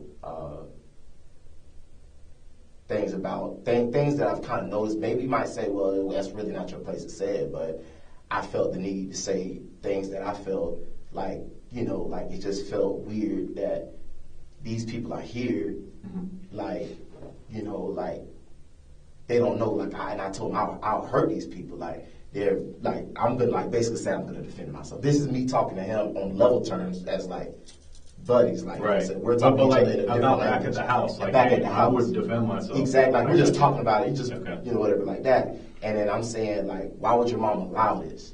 Okay. Why is your mom so open to people in the trailer park that are just, like, just stupid and crazy? Right. And just want to start problems and cause problems and stuff. Okay. You know, and I said, look at the things, and kind of the things that he's already told me about himself. I don't know unless you tell me. Like, you don't know unless I tell you. So he's told me things about the family. I'm around them, and I'm seeing it add up, and I'm like, dude, these people don't care about you. So you bring it up in the So I'm bringing up personal things. I got you. I'm thinking, like I told you last time, I'm thinking I'm helping, I'm escalating.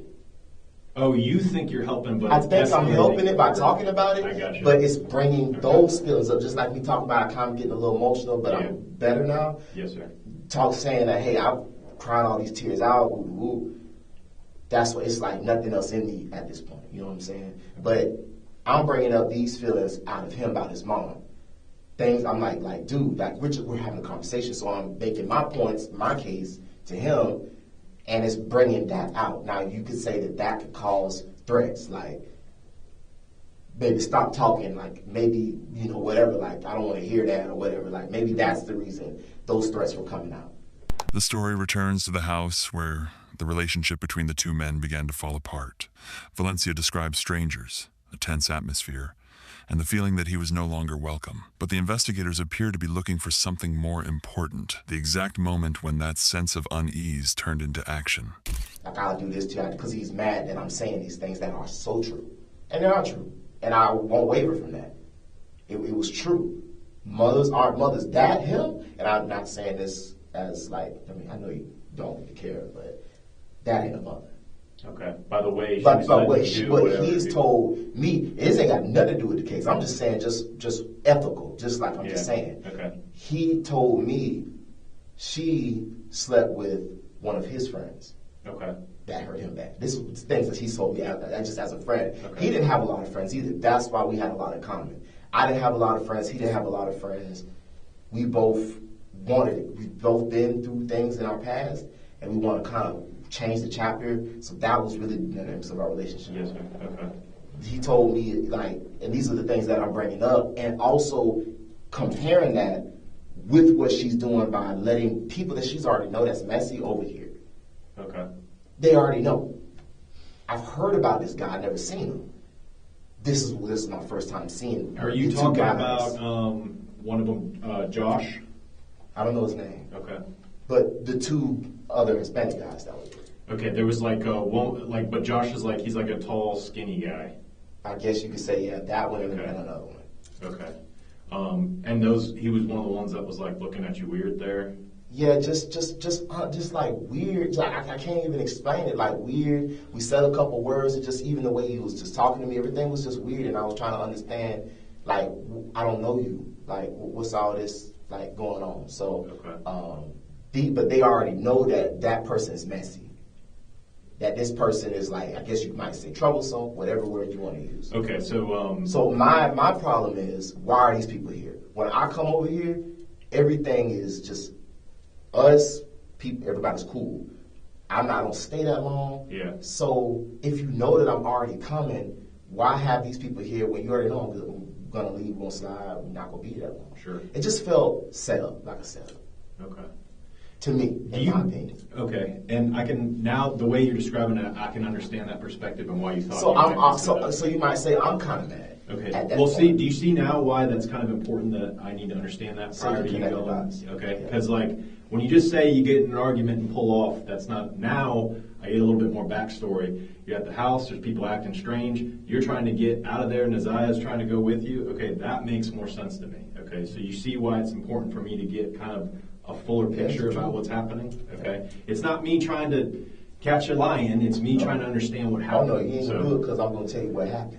Exactly. All right. So you're in the car. You obviously are arguing about this personal stuff. So we're bringing up other things. We're bringing up, Okay. like, bro, like these people don't care about you, bro. Like, we're just bringing up personal And he's things. obviously and I can go upset through the list. because, He's upset because he already knows. Well, it's his family too. So these are Okay. things he already knows. I got you. And I'm trying to like kind of in a way prove myself as being better than him. Okay. Like I feel like I've treated you better than these people have. And Okay. we just made each other. And that's how it is. We meet a person not too long ago and they'll treat us sometimes better than our own family. You know, I got you. that's how it goes. Okay. And, So you guys. and then yeah, things are escalating to the point where he's pulling it over and he's. Do you making guys like? threats. So when you say escalating, tell me more about that. What do you mean? Escalated like voice getting louder. Okay, so He's like and he starts yelling Yeah. more or less. Okay. Yelling, screaming, whatever. He's in my car. I'm nervous. I'm more nervous at that point on the road, him crashing my car because I care Okay. about my car. Okay. You know that. Yeah, I know. I care about my car. Right. I'll try to be better. No, it's all right. I care about my car, so I'm worried about that. I'm quiet Okay. because he's driving my car. Okay. So I'm like in a way where like I'm just trying to be cool. I don't want my car to be wrecked out. I don't know what he may or may not do. He's talking about how he's suicidal. that was another big red flag to me, because my mom would always tell me, you don't know what another person's capable of doing. Obviously, I know that what my mom was saying is true because I've been stabbed twice. Yeah. My car was shot up on right behind Norwood Flea Market. It never was reported to police, but my car was shot up in that instant. Just telling you things I've been through, and just not too long ago, a person of the family, the person that I told on, was talking to me and had a gun right there by the door. So these are things that I've been through, and I just walk back. I had mine, of course. I always keep mine on me. I walk back to the car. Well, you did tell me that day you did have a gun on you when you were in the vehicle. Yes. Okay. So, and I'm not saying that's wrong or anything. I'm just saying that you did disclose that to me. Yeah. Okay. Yeah. So things are escalated. We're talking. I'm trying to calm them down, and it's just escalating. I'm telling them like, hey, I'm not gonna let you do that though. I promise I'm not gonna let you do that. Like it's not gonna get that point. But also I'm telling them like just chill. Like we've gotten to an argument, but not as heated as this one. And I'm like, bro, just chill. It's gonna be all right. Like please, just, don't do this. Like no, I'm gonna pull it over. It's like in a way he wasn't trying to like maybe. I don't know. I'm trying to say it the right way. Take my time. It's not like he was like trying to. I don't believe like now, not then, but now I don't believe he meant all those things. I don't think he meant all of what he said. I think that was his way of expressing concern to me, showing that I guess he cares. People can show they care in weird ways. And I feel like maybe, and this is just me probably feeling bad that he's not here anymore or feeling bad about the situation, but maybe I feel these ways. I've had a lot of time to think about it, that maybe he didn't mean those things that he was saying. Okay. But at that time, I'm taking it seriously. Yeah, and he was clearly upset. I'm nervous about my car. Okay. That's actually why I moved my car away. Because I didn't want my car being damaged. I'm nervous. Okay. I'm just doing things. So let's get to that, because obviously I've seen video surveillance, but you said you moved your car away, which I'm aware of, but let's get to when we actually pull in there. Because at this point, you guys are obviously yelling, arguing. And it's still going It's escalating. Outside. He pulls in, and it looks like he pulls next to pump 11. Right. I mean, I know you're not going to really remember the pumps, but it was one of the closest pumps to the roadway. He pulls in, and then let's just why don't you just take me from there, like chronologically, like what happens? So I'm basically like on my knees, begging, standing up. I'm walking around, I'm pacing. I'm keeping my eye on him the whole time, and I'm like, please, let's not do this. I don't know what's going to jump off, because you don't know what's going to happen until it happens. Okay. And I already know this, and I'm just like, whatever. And he's still like, kind of like saying things like saying things like directly to me, like kind of like, like what he'll do. Then he wanted to call his mom, called her, and then he did call his mom. Yeah, and then I talked to her, like kind of telling her what's going on, and he was saying like these people gonna come, I already, like I told you. What people? What do you mean? His family. Okay. His people gonna come. They're gonna do he's just saying a lot of different things. Just the same thing. The same thing he was saying in the car was just being said. And we're going kind of like back and forth. So he's like repeating what you had said to him about his family to his family? No, he's just repeating those threats. Okay. Can you just give me an example of one of the threats? I'll show you better than I can tell you. I'll hurt you. Okay. And repeated times. Nosiah is saying that to you? Yes. Okay. And repeated times he was putting his hands on his gun. Okay. Where was his gun? On his waist. Okay. Where on his waist? Right. On your waist where you don't know. Here? In your front. Right here? Yes. And then Valencia gives his most direct explanation for the shooting. He claims that Santos threatened him and repeatedly moved his hand toward the gun. That statement is extremely significant, because from this moment on, the interrogation is no longer about whether a shooting occurred, but about what happened in the moments immediately before it. Okay. And that is what caused me to do what I did. Okay. All right, but let's take a step back just a little And bit. that's what I said, that if he did that to an officer, I Sure, should it have would have mentioned been. that before. If someone's doing that, they're reaching for a gun. Yeah, they're. I mean, what else are you waiting on? Exactly. But so let's go back, because remember we were saying that you moved the car away. Yes. Okay. So I appreciate you kind of jumping to that, but I'm trying to just take it one step at a time. You know what I mean? But honestly, those were just threats at that time, and I'm taking it seriously because I'm like a depressed person, suicidal person is capable of a lot. Sure. But in my mind, I'm thinking maybe it's a front, maybe it's a bluff. I don't know. I'm just giving him. Well, the I know benefit of the now doubt. the afterthought, or some people use a phrase like Monday morning quarterback. It's like now afterthought. I know you're thinking maybe he didn't mean that at the time, but at that time you had to take it seriously, Right. which is completely understandable. Right. So, and I know how much you care about your car. So when you guys are arguing, does he ever remove any property from the vehicle? Yeah. Because it looked like there was like a bag and stuff over there, but I'm I just think it was asking like a bag you. of clothes or Okay. something. Was that his stuff or was I that think your so. stuff? I think it was like, yeah, I'm pretty sure all of it was his stuff. I assume it was. Okay. It wasn't mine. Okay. So that's all I can say. Well, because I know, you remember when I did, I told you I did the search warrant on your vehicle, and like, you told me there wasn't not much stuff in there, and there wasn't, but there was bags of clothes that were in Okay, your and there was car. a bag of clothes that were mine. as Oh, well. okay, all right, but the That bags I of collect- clothes that were at the. I'm pretty sure that was his. Okay. For sure. I have no doubt. Do you remember where he took it out? Like, did he take it? Because I'll level with you. It's kind of a distant camera view, but it looks like he takes it out of the vehicle, but you can't. He Do just you sat remember? down, honestly. Was it in the back seat? Was it in the trunk? I think Was the it trunk, next to maybe. him? Okay. So he goes around in the trunk. He opens it and then he sets the stuff down. Yeah. Okay.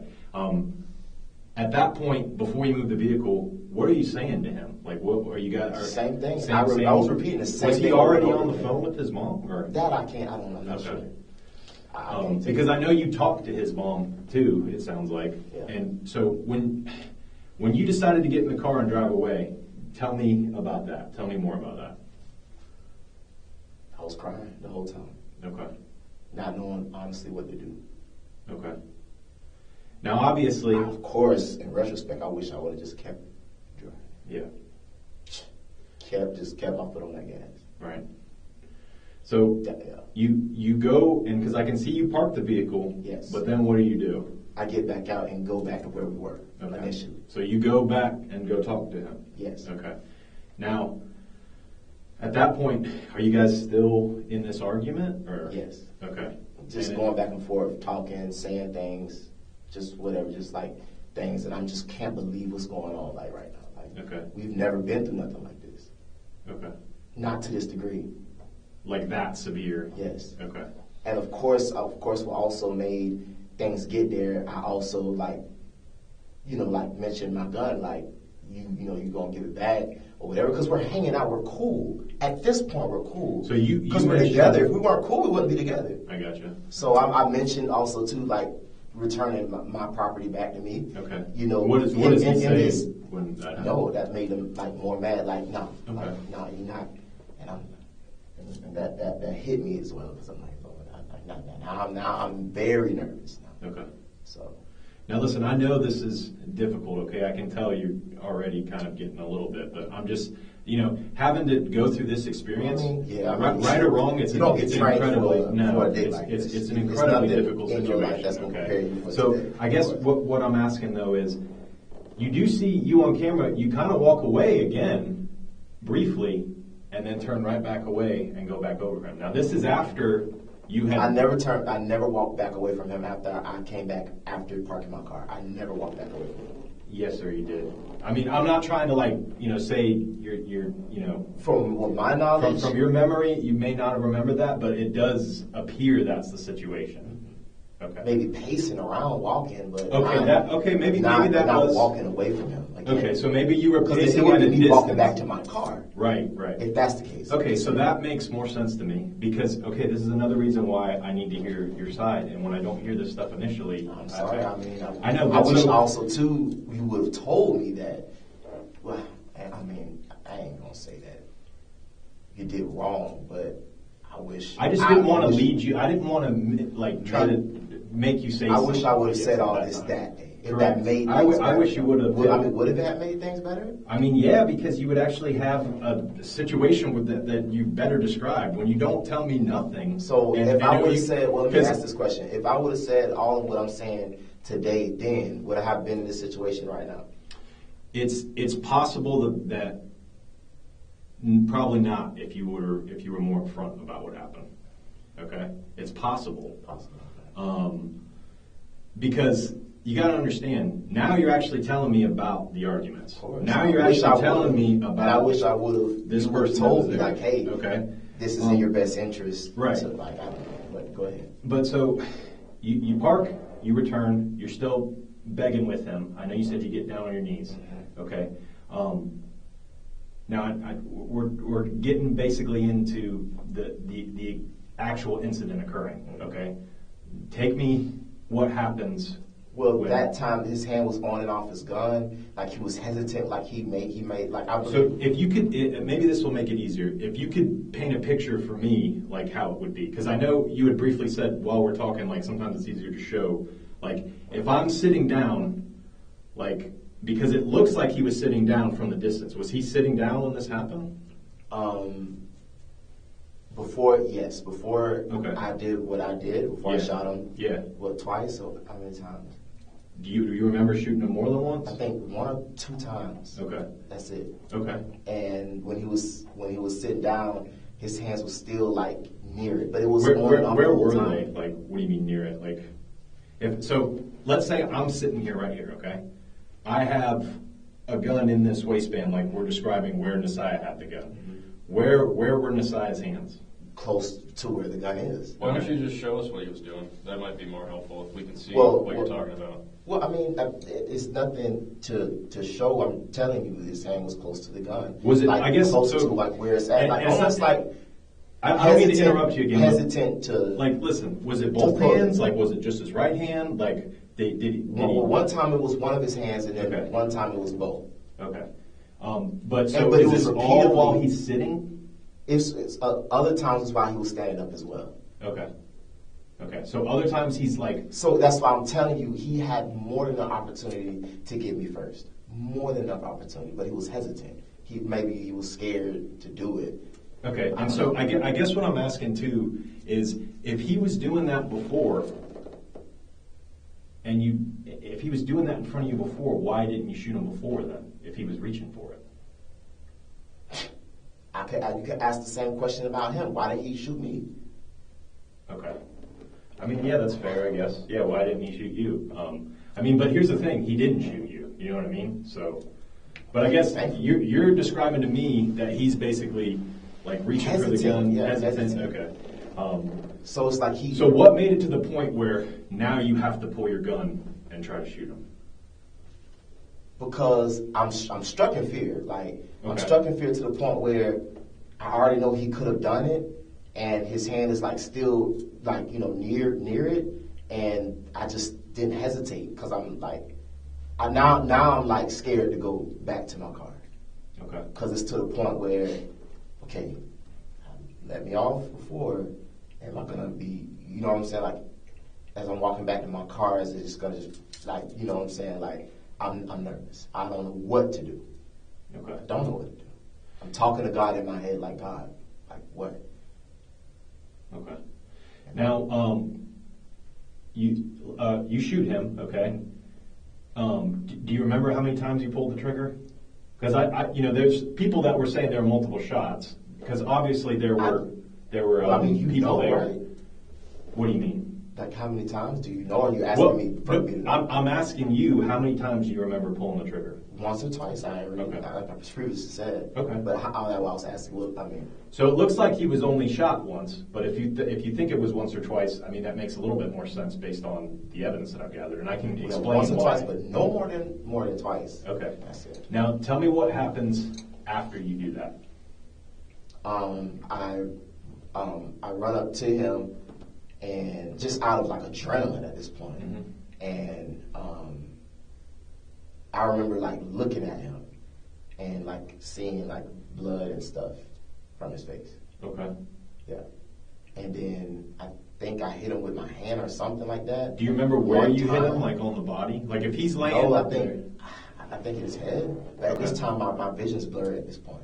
When Valencia is brought back to the moment he pulled the trigger, he describes everything as happening within a few chaotic seconds. Adrenaline, shouting, and fear made the memory feel fragmented, but the investigators continue pressing for specific details because those final seconds may determine the true nature of the entire case. I can't see You it. have so much adrenaline going I through can't even you. see anything. Okay. Literally. Okay. I'm not lying to you. No problem. I can't see nothing. Okay. So Damn near. shoots and I then run towards adrenaline him like and yeah. strike. But I mean, at this point, it's because you're saying that he was Yes. at hand. And now I'm mad now. Okay. To the point where like I'm mad. All right. And then take me what happens, like how you ended up going and leaving and where you went at that point. So at that point, once I can't see nothing, I turn around and look back at him, and he was like, I guess looking to see where I was at, but I left because I didn't want him shoot me while he's laying there. So Okay. I'm leaving because okay, this is what I did. I don't want that done back to me while you're sitting there and you still can pull it out. So I leave the scene, and there was already people on the way. So why would I even stay? That's way more dangerous than maybe another person standing around might feel like I'm a threat and might shoot me feeling like as a good citizen. Okay. So there's both him, the family, and then other people standing around that might also aren't carrying, that might feel as though I am a threat to public safety and that they're being a good citizen by putting me down. I gotcha. All right, that perspective actually makes sense to me. Okay. So you're Now, trying to basically get away from that situation, Yes. and anybody And that may have witnessed it. The could have only become person that. I'm thinking about now is my mother. I gotcha. Okay. Seeing my mom, going to my mom for advice and letting her give me my next steps. Okay. Like- Now, did you go straight to Jacksonville after that? Straight to my granddad's house. My mom met me there. I was crying. Now she She does was tell hugging us me. that when we Yes. talked to her, she said And that you told were very me- emotional. Yes, and she told okay. me that, hey, this is what's going to happen. I gotcha. This is what you're in. She told me these are the possibilities of what my result from this. Yeah. Be ready, son. This is what you got yourself into. She's coaching me. Okay. Get me ready for this moment, the last moment. I'm already ready Okay. for whatever. You know what I'm saying? So she's telling me, like, I love you, but I'm going to love you enough to tell you the one God-forsaken truth. We're going to go to your apartment. We're going to change your clothes so you can get into something more warmer. And we're going to take you to the police station. Now, did you change your clothes at all that day? Because No. I thought when Never I could talked make with it you, I gotcha. never could Okay. make it on the highway. It looked kind of like you were wearing the same stuff in the video surveillance briefly. Well, you told my mom that I was wearing a white shirt and blue jeans, so I didn't know. I got told there was You somebody got told, that, but you never seen it. No. Yeah. But anyways, no, never changed clothes, Yeah. and we ended up making it to that stoplight, and then that was it. Okay. All right. So what did you do with the gun afterwards? I threw it while I'm crying. I wasn't on the phone with my mom yet. I'm on the phone with my auntie. Okay. I am hysterically crying. I can't see. I can't think. I can't do nothing. I'm on the phone with my auntie. I let the window down and I just threw it, maybe on the same road with the petrol, and I just threw it, not even thinking about nothing. The gun is legal. It's mine. So All right. I had no reason to throw it. And that's what my auntie said. She said, why did you throw it, baby? The gun is legal, yes. This is the That's one? mine, yeah. Okay. She said, baby, the gun is legal. Why would you throw it? I'm like, auntie, I don't know. I'm just... Now listen, I'm not faulting you for that, but I will say, when you throw a gun like that, especially, I'm glad a citizen found it and not a kid, because if a kid, obviously, and I get your situation, you just went through something incredibly emotional. Never been through that in my life. And I understand, like, just you're throwing it and you're just going to Jacksonville. I get. I understand that mindset. Nothing. Like I just want to be understand free of everything. And I'm glad we found the gun before, like a kid Anybody, didn't do it or whatever. Or somebody that's in need of a gun. Yeah, exactly. So I appreciate you being honest. And about then that. I feel like I'm being followed. Well, I was being followed by someone. There was a car that was following me from the Petro. And that was also another reason why I threw it, because I don't know, I'm just scared. That rattled me. I didn't think it was a police officer at all. I just think it might have been someone he knew. I don't know. If it was somebody else persistently following, probably trying to be a good citizen. That's from thinking about it for a while. Okay. But it was persistently following me. But never was nothing looked like a police car. Never would run away from a police car. Okay. Period. Because I would rather be with the police than be out after doing something like that, because your mind is wandering. You are now. I'm at a point of really being scared now. Sure. After the incident. Okay. So now we've kind of talked about it, and I appreciate you clarifying some things for me, because even after all this investigation and looking at everything, the things that you're saying to me make more sense about how this would have happened. But there is something that hasn't been brought up yet that I think is important. Okay. You were in a relationship with this young man, weren't you? Well, he was staying with me, I will say. Yeah. And his mom and his stepdad also did spend the night at my apartment too. We all went fishing. Like, they spent the night at my house. I never stayed at their house, but they were. Just to clarify, well. It's not illegal for you to be in a romantic relationship with him. Okay, I don't know if you're under that impression, but no. You were in a romantic relationship with him. Okay, the reason why I know that is because you have a phone. Well, not just phone, that. Yeah. I have his phone. Okay, right. So it's very obvious that you guys were in a romantic relationship. I don't need to go into further detail about that, but it's fairly obvious. Okay, to me, it seems like both of you were in love with each other. Would that be an accurate statement?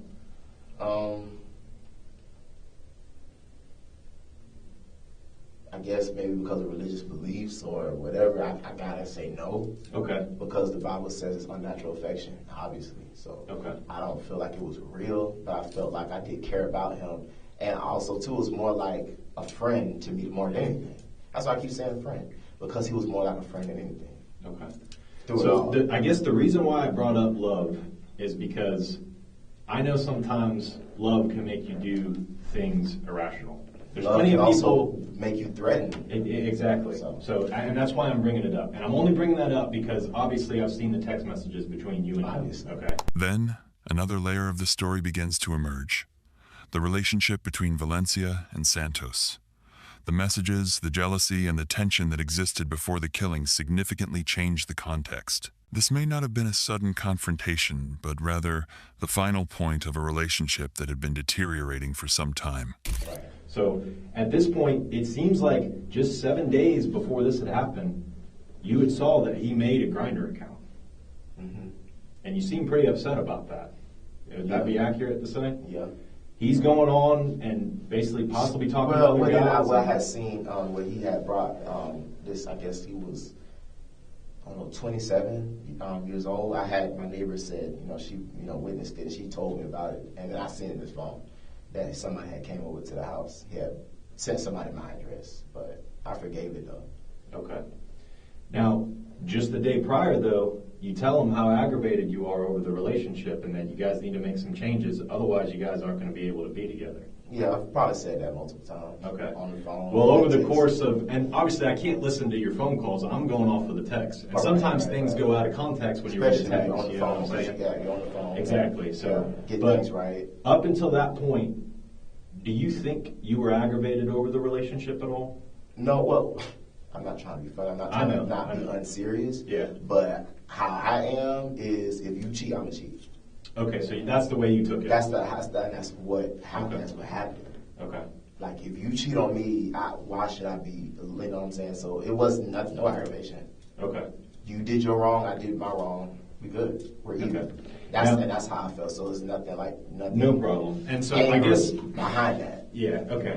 Well, that makes more. So everybody do their things differently. Okay. But that's just how I roll. That's how I am. Yes, sir. And it's like.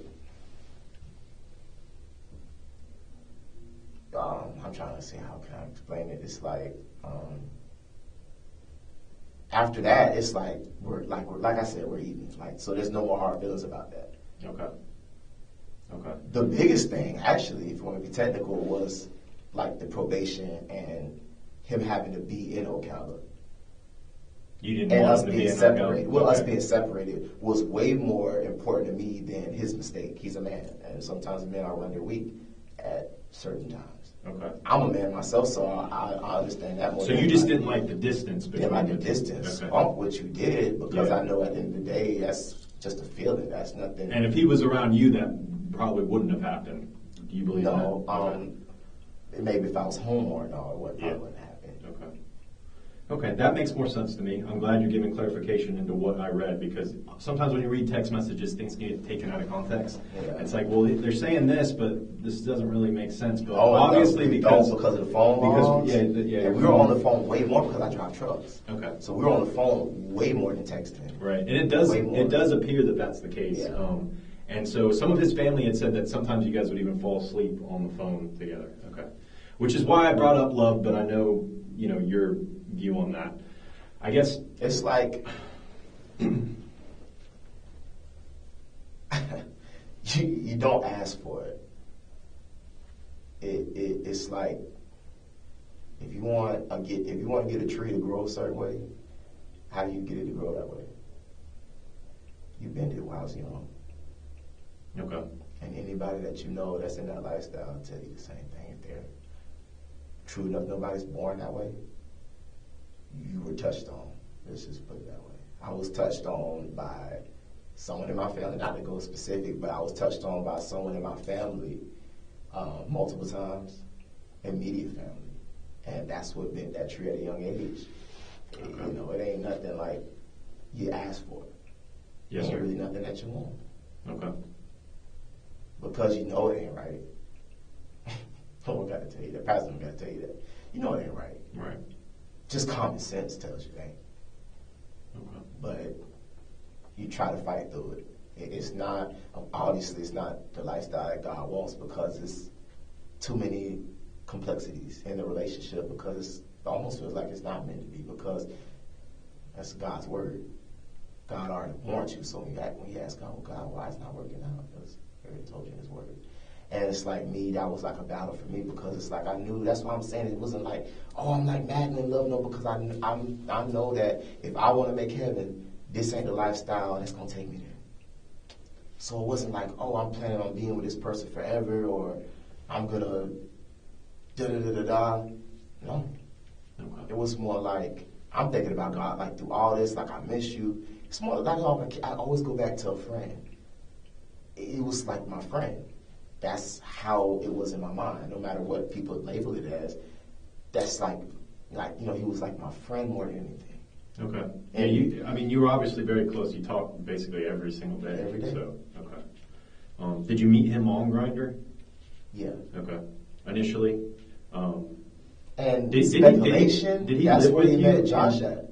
So, yes. That's speculation, but I don't know. Okay. Because it sounds to me you didn't like Josh coming around him. And Josh is a little bit older, too. But Yeah, I think he's like 29, 30. yeah, he's a little bit older.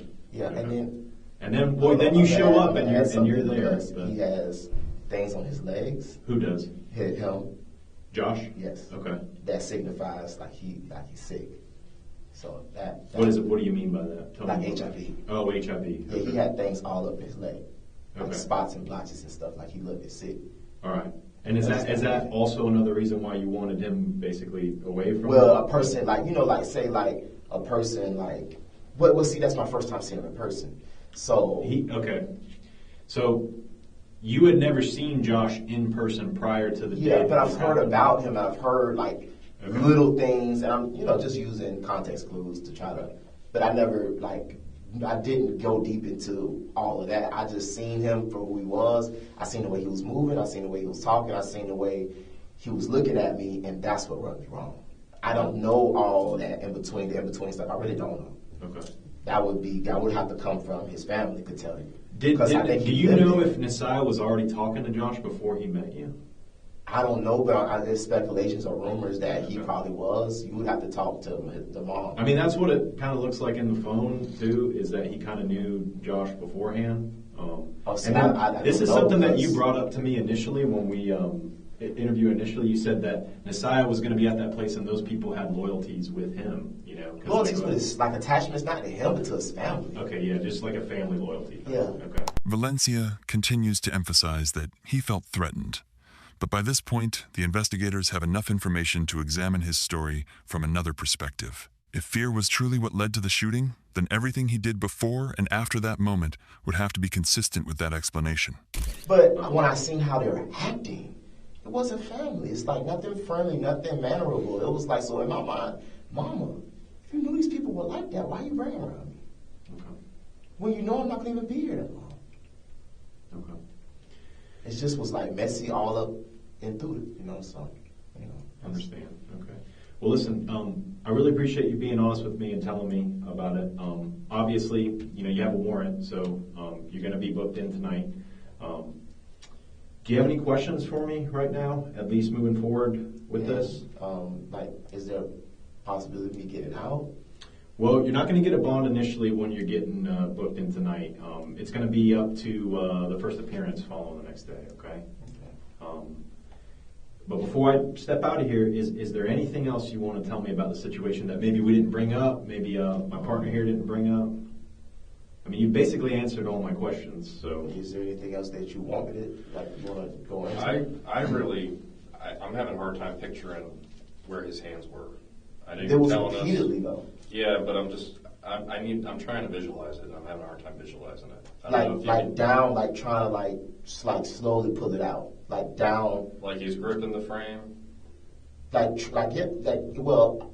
Is it exposed or is it under the clothing? It's under the clothing, but at the point of sitting down, it's exposed, I guess. I don't know.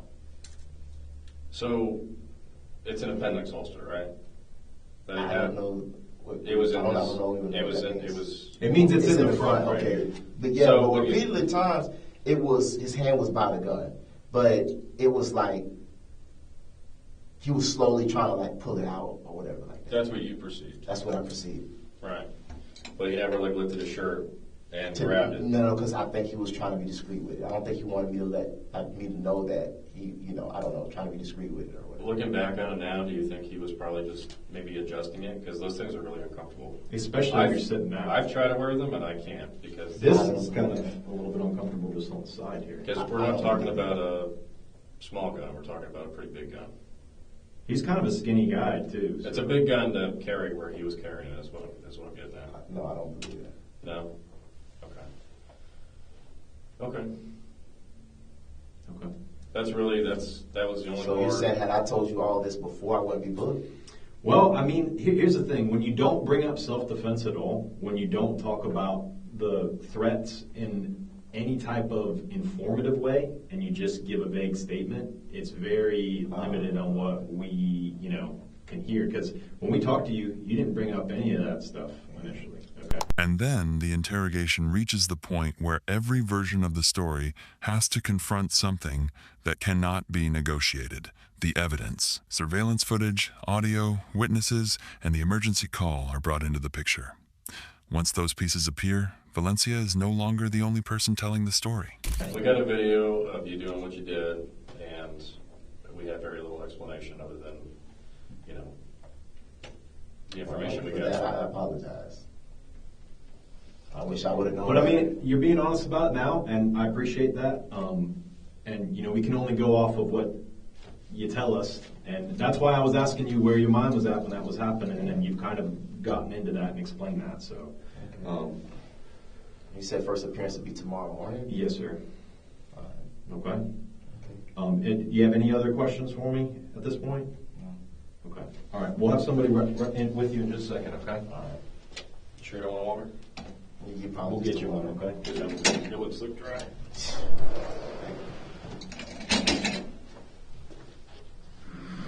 At trial, prosecutors argued that on the day of the killing, the couple had been spending time with friends and members of Messiah's family. After Jonathan began causing problems, Messiah left with him. While driving toward Jacksonville, Jonathan and Messiah began arguing. Messiah got out of Jonathan's vehicle and planned to wait at the gas station until his mother arrived to pick him up. However, before she could get there, the argument became even more heated. Jonathan shot Messiah and struck the victim with the gun. Messiah died shortly afterward. Jonathan Valencia was convicted of second-degree murder and sentenced to life in prison. We extend our condolences to the family and loved ones of Nosiah Santos, a young man who had a future and dreams ahead of him, only to have his life cut short by an unexpected tragedy. If you found this video helpful, please support us by subscribing, sharing, and leaving a comment so you can stay tuned for more compelling interrogation videos posted here every day. Your support is an incredible motivation for us.